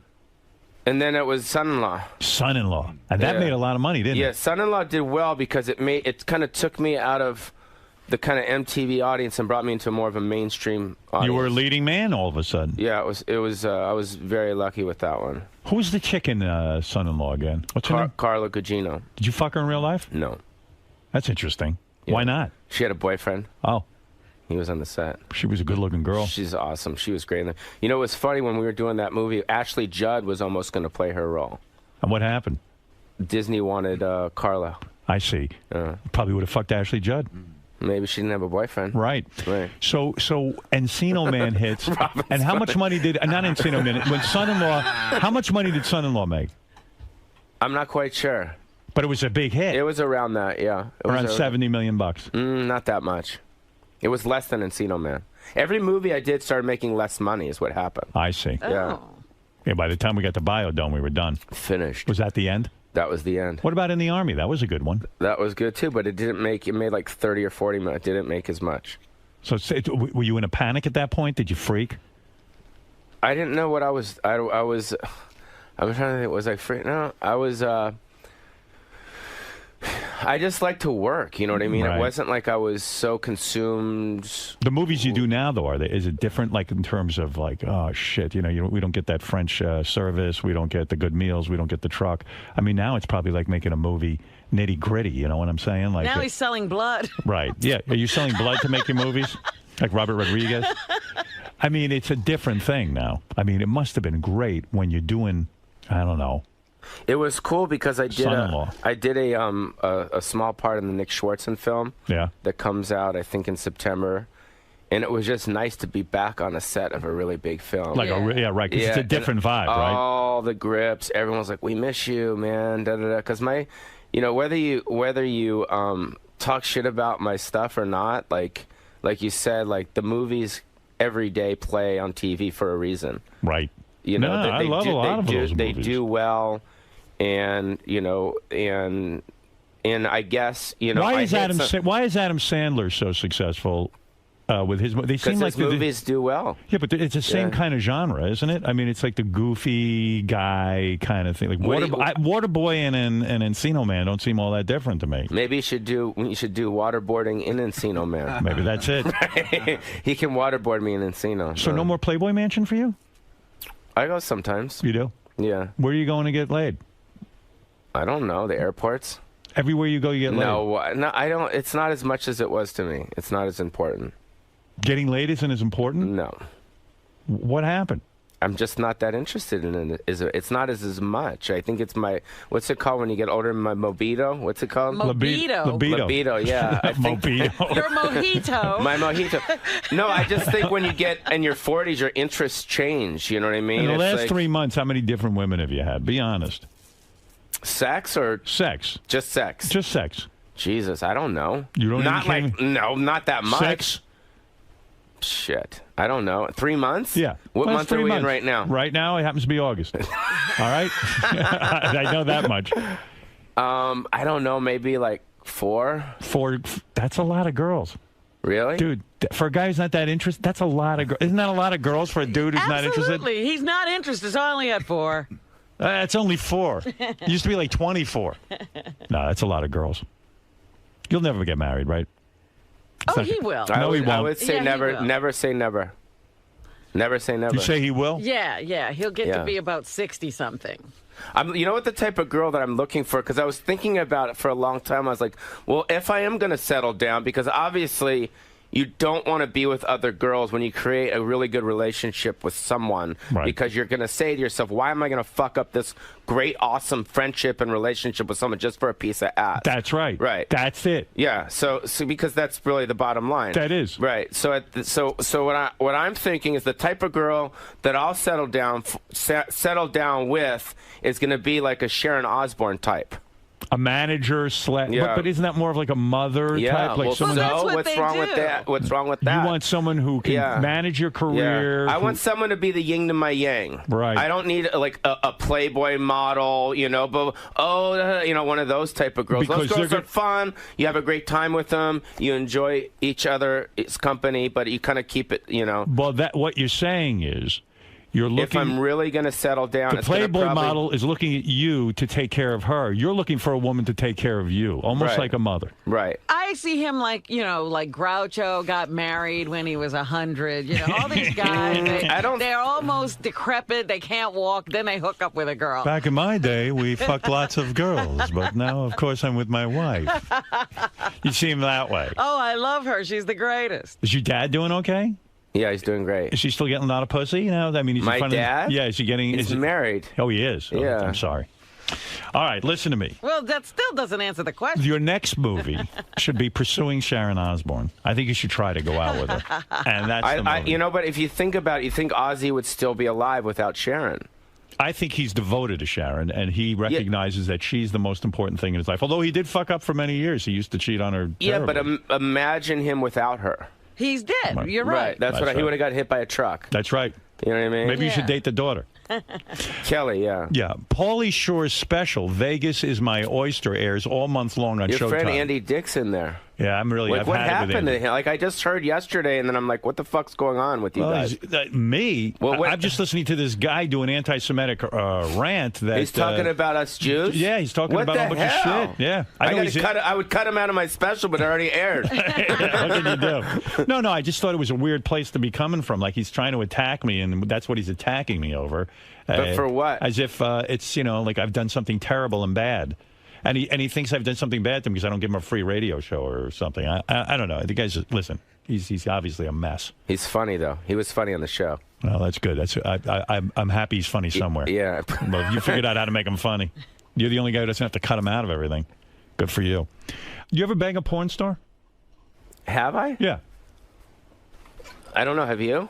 Never. Never? Never. I've never. I'm too paranoid about getting ill. Right. I know that there's a tremendous amount of STDs in that industry. Yeah, that's what I've heard. So, yeah. Didn't you dated that porn star who ended up dying, that girl Savannah, right? You've dated porn stars. Jesus Christ, what the fuck are you bringing that up for? I just had therapy for that shit.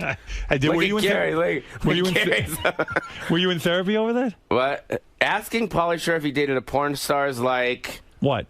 You finished the joke. I'm not good at jokes. No, but I mean...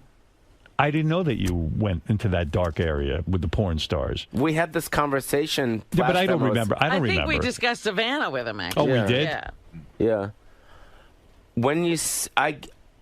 Are they different porn stars than regular girls? I mean, are they great and bad? Or are they just like any other girl? It's just the porn is the performance. And when they give great oral sex. They do. Yeah. Because they know how to do it. Yeah. But what do you think that is? Do you think they just...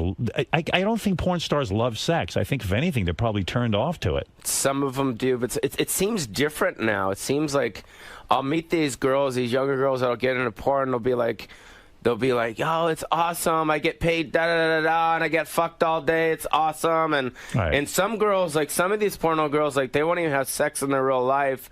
And then they like to do it on the on the set because these guys have big dicks, Right. So you know what I mean? They please it. Yeah. It's weird. Some of them do. And don't you feel bad fucking them because they're looking at you like, hey, maybe Paulie will be my boyfriend and he'll be romantically interested in me? I don't think they think that. Why are you sweating so much? Look at your underarms. Are you not using deodorant today? Are you letting us see you sweat? Paulie, look up. Pick up your arm. Look what's going on. No, pick up your arm. I'm not picking up my arm. Look at that. How wet you are. Shit. What happened to you? Well, I don't know. It's sweaty in here. You're grueling me. Grilling you. Now I know why they won't let you on Chelsea Handler show. You're sweating too much. So as far as... I'm just trying to think. Is it different? Is it...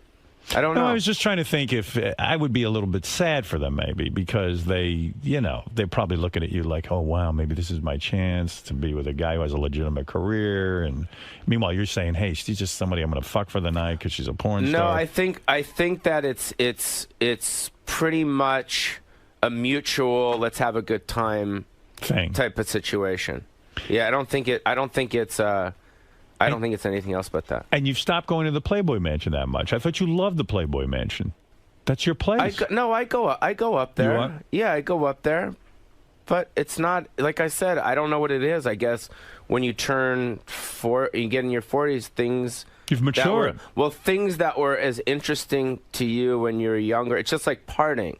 It's the same thing. Yeah. Like, I don't go out and party. No, it's not my thing. You just all of a sudden found it not so much fun No, anymore? absolutely not. I like to go to the spa. I like to relax. I go to the gym. Right. I like to have fresh juice, you know? Right. It's just kind of like more... A woman doesn't fit in all the time. The what? Well, it's not like a fever like that you need all the time. It's not as important. It's like your priorities change when you get older. I mean, you know, right? Let's go to Hook Nose Mike. Go ahead, Hook Nose. Hey, good morning, Howard, you Hook Nose Jew bastard. How you doing, brother?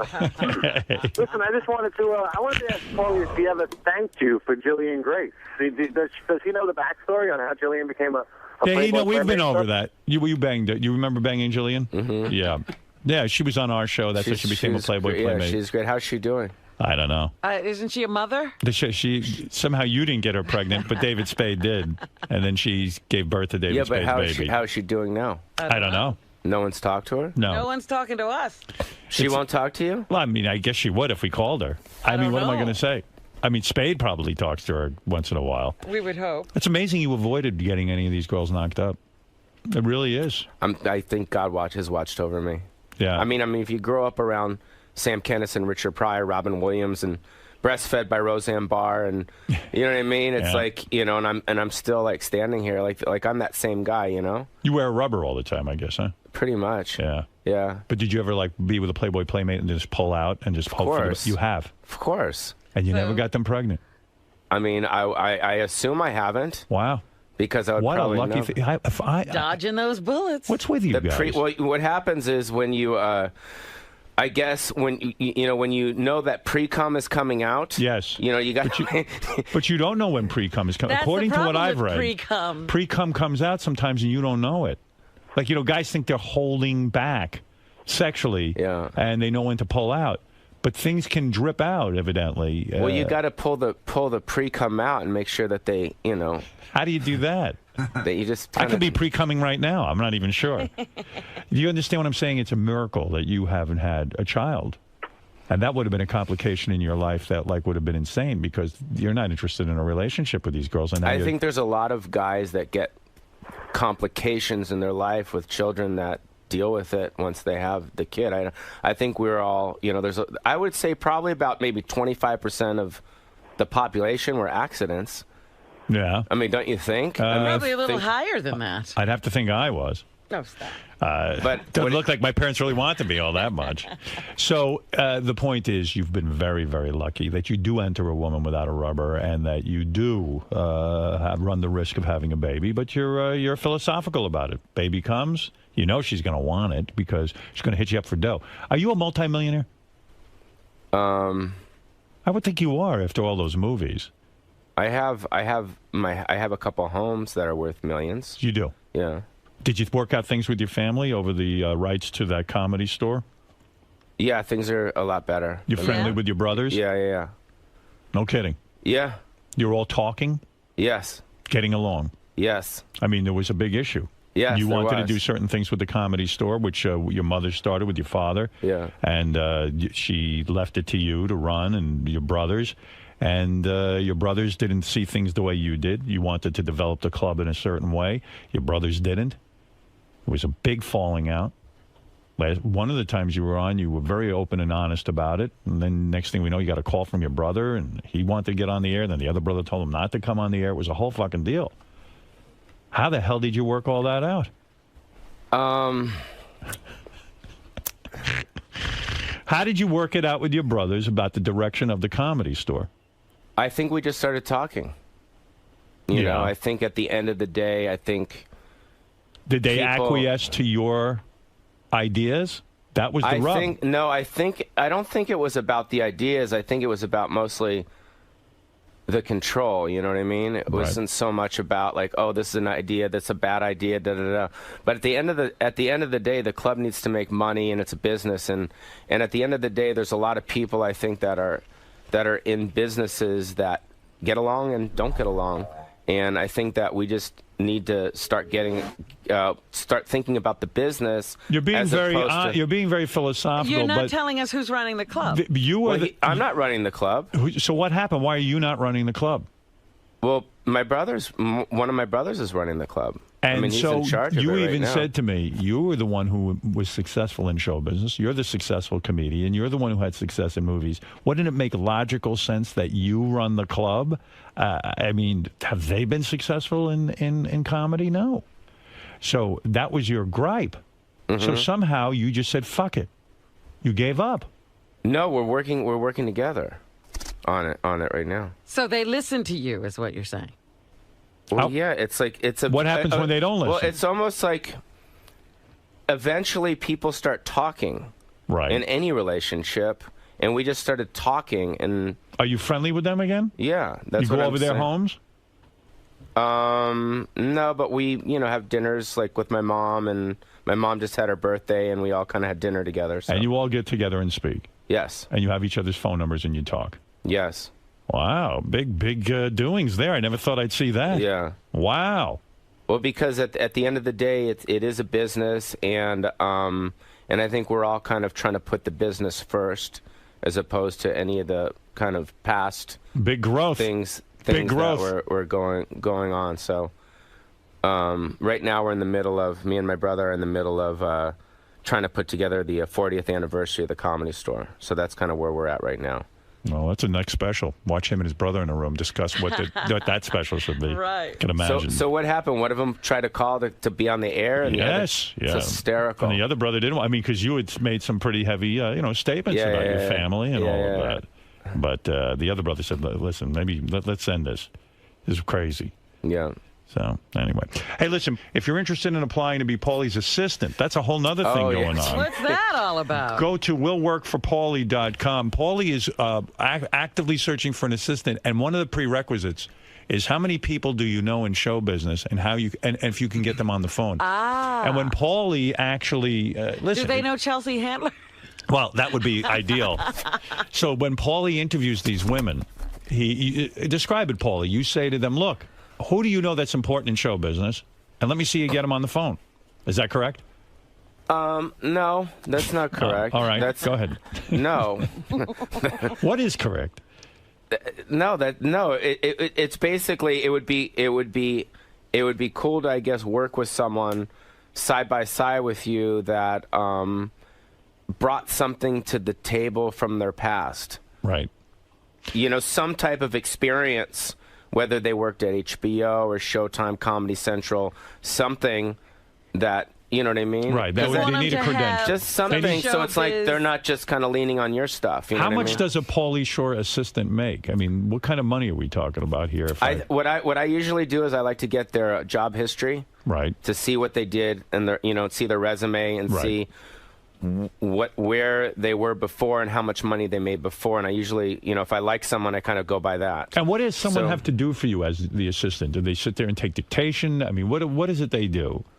It's probably similar to maybe what one of your assistants do. Like what? What do you? I don't know. I mean, I do. Are you one of those bosses that you have to be available 17 hours a day?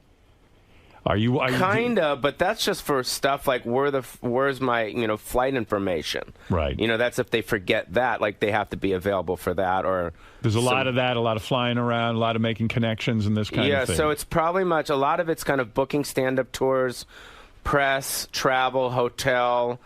On that, a lot of it is a lot of detail work. Yeah, a lot of it. I have a couple of houses.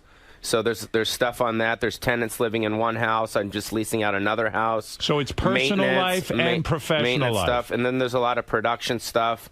So they'll kind of help oversee the deliverables. For instance, on Vegas is My Oyster, right, with Showtime. A lot of the what other stuff is there? The social media stuff. Sounds like a person could make $17,000, $18,000 a year doing an important job like that, right?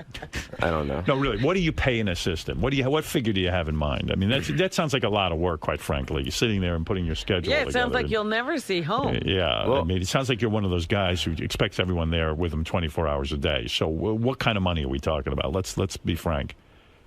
Well, are we talking over $100,000 a year? No. All right. What are we talking about? But like I said, I don't. Everyone's different, so I don't say okay, they're going to get this, because if it's some kid out of college that wants to learn everything, I'm not going to give them that much. Can they make as much as $60,000 a year? No. Oh boy. Can they make $50,000? Yeah, probably around somewhere around there. All right. How personal does it get? Do you ever fuck your assistants? Do you ever have sex with them? No. Never? No. What do you mean? What do you mean? No, you fuck everyone else. Why not fuck your assistant? Oh my God! I mean, for God's sake. No. No. All right. But also another thing is a lot of these assistants, they'll have like a small team of people under them to kind of come in daily once in a while. So they'll kind of manage other people that come in. So it's like if I have a shooter, an editor, a graphics person, they'll come in once a week and they'll kind of just organize that. So the assistant's job is really to kind of manage my stuff, but kind of oversee a small team of people. All right, sounds like a lot of work. $50,000, you got to really earn your keep with the Pauly Shore organization. Well, I mean, at the end of the day, you know, if it's not a financial thing, then they're learning a lot of stuff. So. All right. Well, sounds like you need an illegal alien is what you're really looking for, honestly, but we'll see. Would you have a male assistant? Or was most of my assistants are male. Oh, most of them are men? Yeah. That's why you probably don't fuck them. I get it. So what do you think about being my personal assistant? About who? Anyone. You think it would be something good for someone, or? I mean, excluding the money situation. The personal assistant thing is very funny to me because I think some people expect that person to become everything to them, and you know what I'm saying? Like, yeah, I don't know what kind of boss you are, but there are certain guys who think for $50,000 a year you own that person and you should have them around you 24/7. And really, you know, that's not fair. Yeah, but I'm out of town. Like, I'll be out of town like 3 weeks a month. I'm always on the road. I see. So it's like they're, you know what I mean? But they can't be available to you all the time. You understand? No, I mean, yeah. I mean, I don't need it as long as they do their job and they give me their stuff. It's not like I'm going to call them up and go, get me some cough syrup. Right. You know, so it's not like that. It's pretty well traveling defined. With you, No. Well, I think it could be a good deal. No. Yeah, I mean, I think it might be fun. You know, who knows? I mean, what do I know? All right, anyway, Pauly, it's good to see you. Nice to see you. Yep. Give up the Chelsea handler thing. Just let it go. Let go of that. Yeah, I just... So she doesn't have you on. Who cares? All right. You know, there's other shows. You come here. You're welcome here. What's the matter, man? You all right? Nothing. I'm okay. Yeah. I don't know, man. You seem a little weird today. Like something's bothering you. I don't know. Are we going to find out something when you leave? Something going on in your life you want to tell me about? Like what? I don't know. I'm getting a vibe that there's something on your mind you want to tell me about. You seem depressed. No, I'm okay. No, something happened. I can feel it. Really? Yeah. Someone's pregnant. Oh, God. Oh, yeah. Oh my God, that would be awful. How you doing? I'm good. Yeah? Mm-hmm. Everything fine? I was worried about you. The what? I was worried about you. Yeah, it was tough, but things are okay now. Yeah, with your brothers. Yeah. Right. One of the brothers wanted to come on. One of your brothers, and I can't tell you which one because I genuinely don't remember. One of your brothers called and he said, listen, I want to dispute a lot of what he said. And I said, great, would you come on the phone? And he said, yeah, just let me talk to my other brother. And then he called me back the next day, or I called him and he said, you know what, lawyer said if this isn't a good idea, I'm just going to lay low. Right. So I'm glad it worked out. Yeah, you got it all straightened out. Yeah. Sounds like it's kind of straightened out. No, it's definitely around the corner. Right. But it's not like what it was. It's not what it was at all. Like would you go? Would they say, "Hey, come on over for Thanksgiving," or it's not there yet? Yeah. Oh, Yeah. Well, that's good. Yeah. That sucks when it's not comfortable with your family. Good to see you. Yeah, thanks. Thank you for coming in again. Thank you. Thanks for coming in. Thanks. Good to see you, man. Thanks. Can I take a quick picture of you, man? Paul? Here, 10, Howard. What's been out of it? I'll take one more. Awesome. There you go. Thank you. Later, guys. See you later, Paul. All right, what is it? Pauly, is today equally as therapeutic as the last appearance? I don't remember. I just do it. I don't know what happens. So you get in almost the zone. Yeah, you just kind of get in a zone. You know what I mean? So I don't know. You know what I mean? I don't know. Oh, I thought you were handing me that. No, I don't know. It's just one of those things. You just do it, and then hopefully it plays good on the air. It did, and it was less family talk this time. It was more about sort of your career path and what's led you to this point. Do you ever reflect on that on your own, or is this Howard? It's the chance to get it all out there and think about everything that's gone on in your life and career up to this point. No, I try to, on stage as a stand-up comic, I try to talk a lot about that stuff. You know what I mean? So that's kind of like a lot of the stuff that I've been talking about lately is a lot of his like autobiographical stuff. So the fact that he was talking about all that stuff, it wasn't that odd, you know? It wasn't that new to you because you're doing it? Yeah, I've been kind of doing it lately on stage, yeah. Besides stand-up, what are you looking to do next? Where is your career going to take you from this point? I want to do something dramatic, something kind of unexpected, you know, something different. So I'm working on that, and then I'm messing with some CMT movie right now, and then I'm trying to put together the 40th anniversary of the Comedy Store right now. So cool. Yeah, so that's kind of where my next thing that I'm leading to. The other thing I wanted to ask you about was Andy Dick. How much contact do you have with that guy? We text once in a while. Are you going to relay any of this? Not as if Andy hasn't heard Howard's rants, but are you going to ask him about specifically his relationship with Howard and really what went wrong from his perspective? If I see him, yeah, but I'm not going to reach out. You know, I'm not going to reach out to him and be like, yo, what happened? But if I see him, I'll ask him. Because I think that's his own deal with Howard, so I kind of want to stay out of that, you know? But based on the information you heard from Howard's, you know, with all the anti-Semitic rants and all that stuff, is it possible that Andy even has a side to his story, a valid argument, do you think? I have to hear Andy's stuff first, so I'm not quite sure. I haven't heard it, but you know, I assume if Howard's pissed off, it was probably pretty bad. Right. But I haven't heard it yet, so if I heard it, I'd be like, oh shit, I can't, you know what I mean? So where I just hear it online or something, you know? You have to do him diligence, so to speak, so you know where he's coming from as well. Yeah, I don't know what he said. I heard it was bad stuff, but I mean, Andy, hopefully, Gary told me he wasn't on drugs or he wasn't drunk when he did it. Yeah, he sounded very lucid and clear-minded. Yeah, that being said, it sounds very kind of not like Andy, so I don't know, maybe he's just bitter because Howard had a deal with Andy. Mm-hmm. Do you know what I mean? Right, he was doing shows fairly regularly. Yeah, and then Howard kind of snipped him, and Gary snipped him, so maybe there was something built up about that, instead of Andy taking ownership, saying, hey, my show wasn't good, and it wasn't really where it should have been, and he didn't take ownership, you know? Right, now he feels slighted and bitter and all that. Yeah, so I think maybe it all kind of came out on this guy's radio show. Cool. Well, thanks for stopping by. Good luck with your future projects. Hope to see you soon, Paul. Thanks, guys. Bye. Thanks. Later. Why do you think you were so sweaty today? Oh, I don't know. My shirt. I know. Were you embarrassed? About my shirt? Yeah. Yeah, well, it's sweating. So I didn't know. I mean, I never worn this shirt before. Was there something you were holding back and not telling Howard? He thought something was wrong with you. No, it wasn't. I just didn't know where the interview was going to go. So I didn't know, you know what I mean? It was like we got out so much stuff at the beginning, and then after that it was like, I don't know what else he wanted to talk about. I mean, we started talking about the special and different things like that, but I mean, it's kind of like, you can't keep talking about one story for hours and hours. Right, but he thought something was maybe on your mind, something was wrong with you, you weren't telling him everything. He was concerned.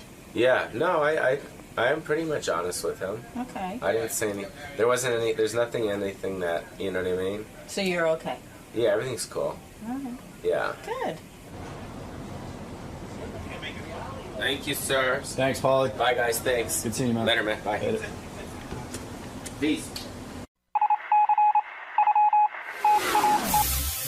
This is the best of the wrap-up show. A recap and behind-the-scenes look with John High and Gary Dell'Abate.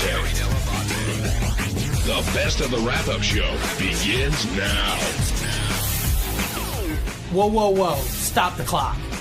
On Tuesday's wrap-up show, I dish all the details on what happened when me and Ronnie went to Vegas and how he came up with his new catchphrase. You don't want to miss it. Check it out.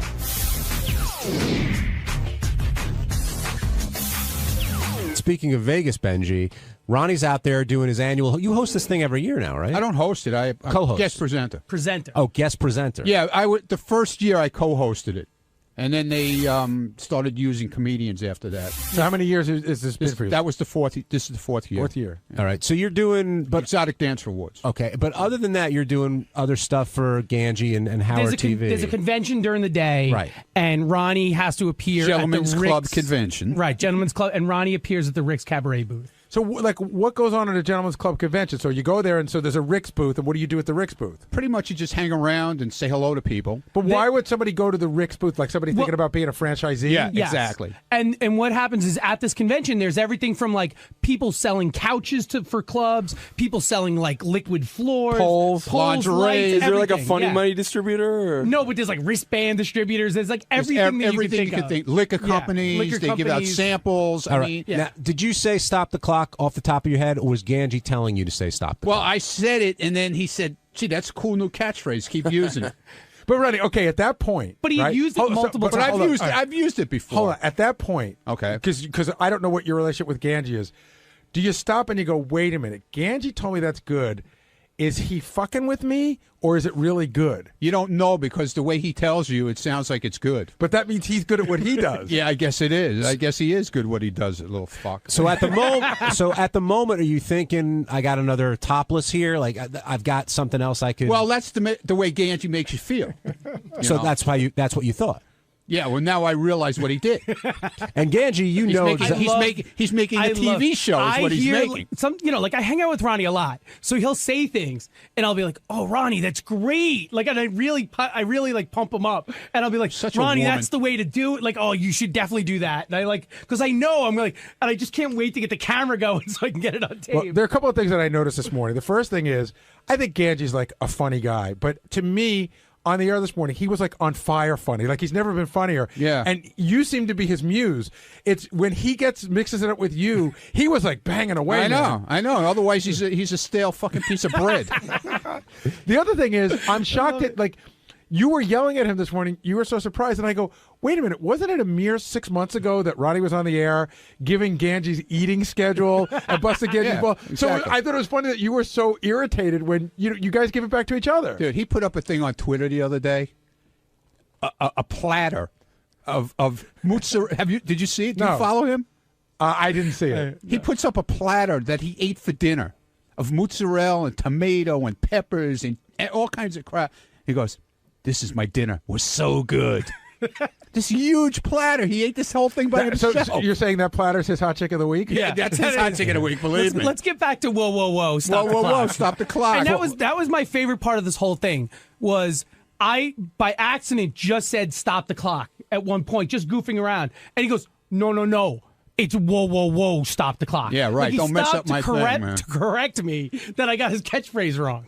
So when you go to the Gentlemen's Club convention, I hang out at the booth for a little while, say hello to people. We have girls there, and we hang around with them. There's photographers come around, take pictures, and then I'll go around with Ganji, and we'll like do interviews, or we'll just go around scouting out the whole thing, see what's going on, say hello to people. And it's a convention. How deep are you into the culture in the sense that like if the show ended and you could put up the money, would you ever like say you wanted to move to Phoenix, Arizona? Would you ever open a Rick's? Well, first of all, you can't open a Rick's. There's no franchises. Oh, of it's Rick's. not? No. Rick's is totally owned by one person. I thought it was a publicly traded company. It is, but you can't. Okay, would you ever? He's not a franchise. Would you ever open a club? I thought about it, but there's a lot involved. Cabaret licenses, liquor licenses. I honestly think approvals from towns, townships, wherever you're opening it. It's a lot. It's a lot involved. Like a consultant.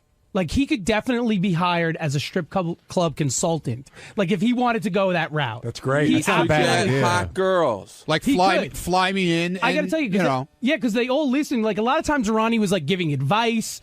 Like I mean, I can't remember. Oh, like he had a really good one too. Dude, and I can't remember what it was at the Best Buy. With the Best Buy machine, like the Best Buy machine. Yeah. You know when you go in like to the airport and Best Buy has a machine where you could buy like iPods and stuff right in the machine.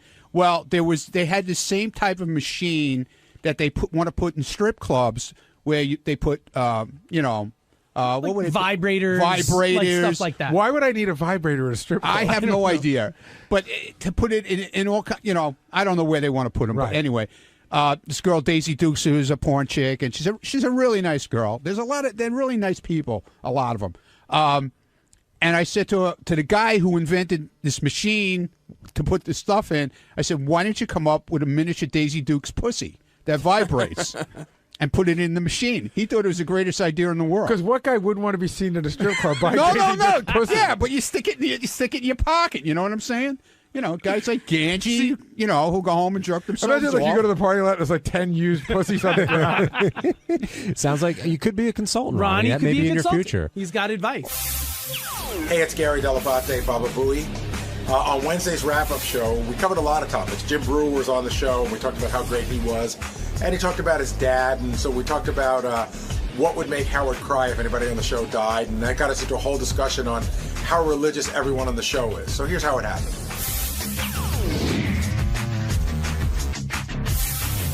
Today, stopping by again, friend of the show, longtime friend of the show now, I guess, Jim Brewer. And Brewer always has stories, and he always has the energy and the family stuff.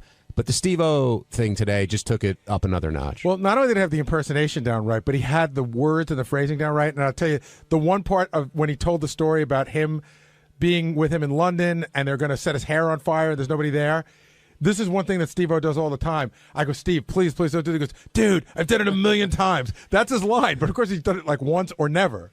Now, I also thought it was interesting, speaking of the London thing, that Jim had the attitude of, not Steve-O isn't a comedian. He understood what Steve-O brings to the table, one in the audience, but also in entertainment. And it seems like other comedians would say, well, he's not a comedian, and there's an attitude that Jim just doesn't have. Yeah, and if you get caught up in that, then you could just play with a bunch of comedians.